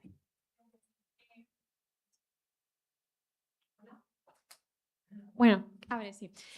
Bueno, me ha parecido muy interesantes las 3 intervenciones y también la perspectiva del diagnóstico y la otra visión más positiva, pero siendo realista. Y lo que también quería abordar, la cuestión de la guerra de Irán y, bueno, también todas las influencias que ha tenido en Europa y sobre todo teniendo en cuenta el acuerdo que recientemente pues, se está abordando. Entonces, pues bueno, era para conocer un poco vuestra perspectiva y sobre todo, pues también si creéis en la posible aspiración democrática del pueblo de Irán, aunque obviamente pues, bueno, es un poco difícil, pero también pues, las implicaciones que han tenido y cómo pues, creéis que se va a solucionar y cuál será el impacto del acuerdo. Bueno, son unas cuantas preguntas, pero... Sí, me has metido ahí 4 anidadas, pero bueno. Pues como queráis proceder. Vale, Irán. Bien, venga. Joder. Pongo en el mismo plano la invasión de Ucrania, la guerra en Ucrania, la guerra en la Franja de Gaza, el ataque a Irán y el bloqueo del estrecho de Hormuz, o el ataque a Venezuela. Son 4 maneras diferentes de romper el orden liberal basado en reglas. Y creo firmemente en eso, y creo que en el momento en que la humanidad sale de eso, entra en la ley de la jungla, entra en la ley del más fuerte y entra en un territorio en donde todo es muchísimo más complejo. Y además normalmente no tiene nunca la mejor de las soluciones. Entonces, ¿cómo va a terminar la guerra de Irán? Bueno, pues si quieres hago un chiste y digo que finalmente, con el acuerdo que parece que puedan firmar Estados Unidos e Irán, se volverá a la situación previa al ataque de Estados Unidos en Irán. Con lo cual uno terminaría diciendo, ¿y entonces para qué? Bueno, pues seguramente haciendo un análisis para que Irán quede lo suficientemente debilitado desde el punto de vista nuclear los próximos 25 años y eso le dé tranquilidad a Israel, que seguramente es el único sentido de esta guerra. El único sentido de esta guerra ha sido que Israel ha encontrado el momento oportuno para debilitar la capacidad nuclear iraní y con eso pues garantizarse 20-25 años de una cierta tranquilidad desde el punto de vista israelí. Y yo no encontraría muchos más sentidos porque no parece que haya muchos más elementos. Sí que, ¿qué es lo que ha ocurrido después de este conflicto? Pues que rápidamente los europeos, porque otra cosa no tendremos, pero capacidad y talento para pensar tenemos todo lo que queramos, estamos encontrando rutas alternativas para poder trasladar ese petróleo. Y ya se está hablando de llevar ese petróleo por tierra hasta el canal de Suez y pasarlo por el canal de Suez y meterlo hacia Hamburgo. Es decir, estamos ya viendo cómo poder saltar y no pasará igual mucho tiempo en que los europeos nos demos cuenta, porque lo estamos haciendo, de que todo lo que son dependencias, en lo que sea, dependencia alimentaria, dependencia energética, dependencia militar, todo lo que nos priva de autonomía y nos genera dependencias en el ámbito que sea, es un hándicap que tenemos que saltar y que tenemos que resolver. Hemos vivido muy cómodamente con determinadas dependencias, pero hay otras dependencias que estamos viendo que entonces la dependencia energética es una que tenemos que solventar cuanto antes. Si esa dependencia energética pasa por el reforzamiento de la eólica, la solar, no sé qué, o pasa por crear rutas alternativas para pasar el petróleo, no sé qué es lo que será, pero es una dependencia que va a estar ahí, igual que ahora está la dependencia defensiva y ha saltado, o en su momento estuvo la dependencia agraria y salió todo lo que es la política agraria comunitaria para decir, no, Europa de ninguna de las maneras va a tener problemas alimentarios nunca, no va a depender en alimento de nadie. Son determinadas dependencias y creo que Ormuz, a ojos europeos, la dependencia que más palmariamente nos ha puesto delante de la cara es la energética. Ya nos lo puso el conflicto de Ucrania, por todo el tema de los oleoductos que venían y el gas, sobre todo, y ahora nos lo ha puesto el petróleo en Ormuz. Yo, en un análisis rápido, diría eso. 2 preguntas más. Por aquí una, porque llevabas mucho tiempo con la mano levantada, te he visto, y después una última pregunta. Muchas gracias. Se te oye bien, ¿eh? Lo que pasa es que tarda un poquito, sí. Yo tenía una pregunta en relación al tema de la percepción de las amenazas, porque lo pienso, o sea, de cara al deterioro de las relaciones transatlánticas, es un error no estar planteándonos un escenario en el que la amenaza venga de Estados Unidos, y lo digo principalmente porque en el mes de mayo se desarrollaron unos simulacros de cómo implementaríamos el artículo 42.7, ¿no? por parte del Servicio de Acción Exterior, y ninguno de los escenarios incluía un ataque por parte de Estados Unidos. Pero teniendo en cuenta que en el último año el momento tal vez donde nos planteamos más seriamente usar un mecanismo europeo de defensa fue con la crisis de Groenlandia, donde nos planteamos la bazuca comercial, es un error pensar que este realismo ofensivo no nos puede realmente llegar a afectar, o es un poco una estrategia de esperar que sea algo transitorio. Está sintiendo Luis, así que le vamos a dar la palabra a ella.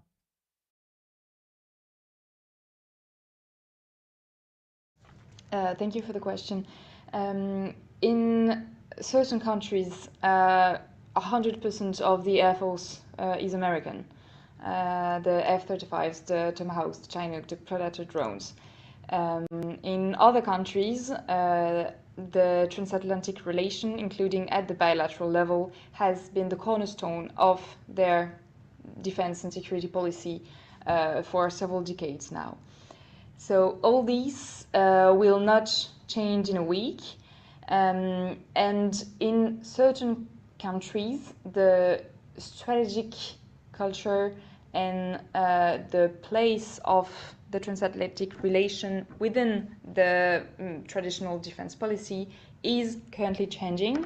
And you mentioned Greenland, and I think that Denmark is one of the most striking examples of a country which has reassessed its relation and its assessment of its relation with the US. Because before 2022, Denmark saw its defense policy in the Nordic framework, but also within the framework of NATO and its bilateral relation with the US. And many countries, including Denmark, have bought American fighter jets, and so it's a dependency that you cannot cut. These are very, very big investment programs, so there's no way back for the next years. But Greenland has been a U-turn and for Denmark, which is currently reassessing its and rebalancing its alliances. And you see in Europe, many countries today are trying to rebalance and to develop not alternatives, but complements to their relation with the US. And so I think that to go from a situation where the US is seen as the prime guarantor of European security to a situation where it is actually one of the sources where the threat can come from, it cannot happen overnight, but I think that the reassessment is actually and currently undergoing, but it's very difficult to let go of the ties with the US, especially at a time where European defense is not fully structured and there are still many uncertainties and many other threats that are sometimes seen as more urgent and more concrete, especially the Russian threat. Pregunta muy breve. Tú habías levantado la mano antes. Sí, si es muy brevito, sí. Vale. Y os pido también que te dirijas a una persona en concreto y que te responda también de manera breve. Tenía una pregunta para Rafa. Bueno, quizás un poco tarde, ¿no?, para introducir un nuevo tema, pero teniendo en cuenta este desplazamiento que que comentabas un poco de toda esta especie como de belicismo preventivo de Estados Unidos hacia la zona del Pacífico y sobre todo Oriente Medio, aunque sea para contentar, digamos, al aliado regional que es Israel, yo quería preguntar por Taiwán, porque en relación con la ponencia anterior tengo la sensación de que desde un punto de vista de análisis del pensamiento político ruso clásico, o sea, hay un fundamento para que los diferentes actores de la Unión Europea interpreten la amenaza rusa de forma distinta. Es decir, no es lo mismo la amenaza para los países bálticos que para España, por razones obvias. No porque, digamos, todo este trauma de la Segunda Guerra Mundial ruso establece que la línea divisoria pues, no es la misma. Pero, en cambio, desde el punto de vista del pensamiento político clásico chino, o sea, que va desde Mao, digamos, hasta Xi y seguramente retomará su sucesor, obviamente, China está incompleta sin Taiwán. Entonces, yo quería preguntar por cuál crees que podría ser, en base a esta especie de giro digamos, de la doctrina exterior americana, cuál podría ser la respuesta la reacción de Estados Unidos a una hipotética agresión China sobre Taiwán y cómo podría eso arrastrar o no a la Unión Europea a una posición de caos bélico. Gracias. Okay. Reacción. Vale. Mira, aprovecho un mapa que tenía antes. En este mapa, es una pena porque no sé si se verá, pero está en azul los países que tienen servicio militar en toda Europa. Los países que tienen servicio militar y que solo se activa como sorteo para completar el cupo necesario después de voluntarios. Está en rojo los países que tienen servicio militar obligatorio y está en verdoso los países que ya no tenemos servicio militar obligatorio. Todas las flechas rojas son los 11 países que en el año 25 y 26 han restablecido el servicio militar obligatorio o voluntario en la Unión Europea. Es decir, que hay un cambio de percepción, es obvio, porque la mitad de la Unión Europea está cambiando y está cambiando la perspectiva en ese sentido. A partir de ahí, la amenaza rusa, ¿cómo se ve diferente? Es evidente, y antes el conferenciante previo lo ha dicho, los estados mayores de la Unión Europea están trabajando sobre la idea de que Rusia quiere invadir Tallin, porque quiere tener una salida al mar Báltico y, claro, Tallin está enfrente de Helsinki, con lo cual es un problema. ¿A efectos españoles? Hombre, pues eso no nos va a pasar, pero todo lo que es la desinformación y todos los ataques ciber que están recibiendo todas las administraciones públicas de manera sistemática, os doy un ejemplo. La ANECA lleva paralizada 6 meses en las acreditaciones de su profesorado por un ataque ciber, no se sabe de dónde ni de quién, pero 6 meses paralizada en sus acreditaciones y en lo que está haciendo. Por lo tanto, volvemos a lo mismo. ¿Qué tipo de amenaza, qué tipo de riesgo me genera y qué es lo que tengo que preparar? Respecto de Taiwán, yo pensando en chino, y aquí ya me lo estoy lanzando un farol, yo no creo nunca que los chinos vayan a invadir Taiwán, ni que los chinos vayan a atacar Taiwán, ni vayan a hacer nada. Simplemente van a meter chinos. Van a hacer como Kosovo, van a poblar Taiwán de chinos, igual que Kosovo se pobló de albaneses, y para cuando Taiwán y los europeos y los americanos quieran reaccionar, aquello será China. Entonces, tú piensas que los chinos funcionan siempre con un parámetro temporal radicalmente diferente al nuestro. Para nosotros 10 años es un mundo y para los chinos 150 lo empiezan a pensar. Tenemos que dejarlo aquí. Muchísimas gracias a Luis Suberví, a Pablo Fernández Cras y también a Rafa Martínez. Ha estado muy, muy bien. La prueba es que nos habríamos quedado haciendo preguntas otra media hora, así que nada, gracias a todos y todas por estar.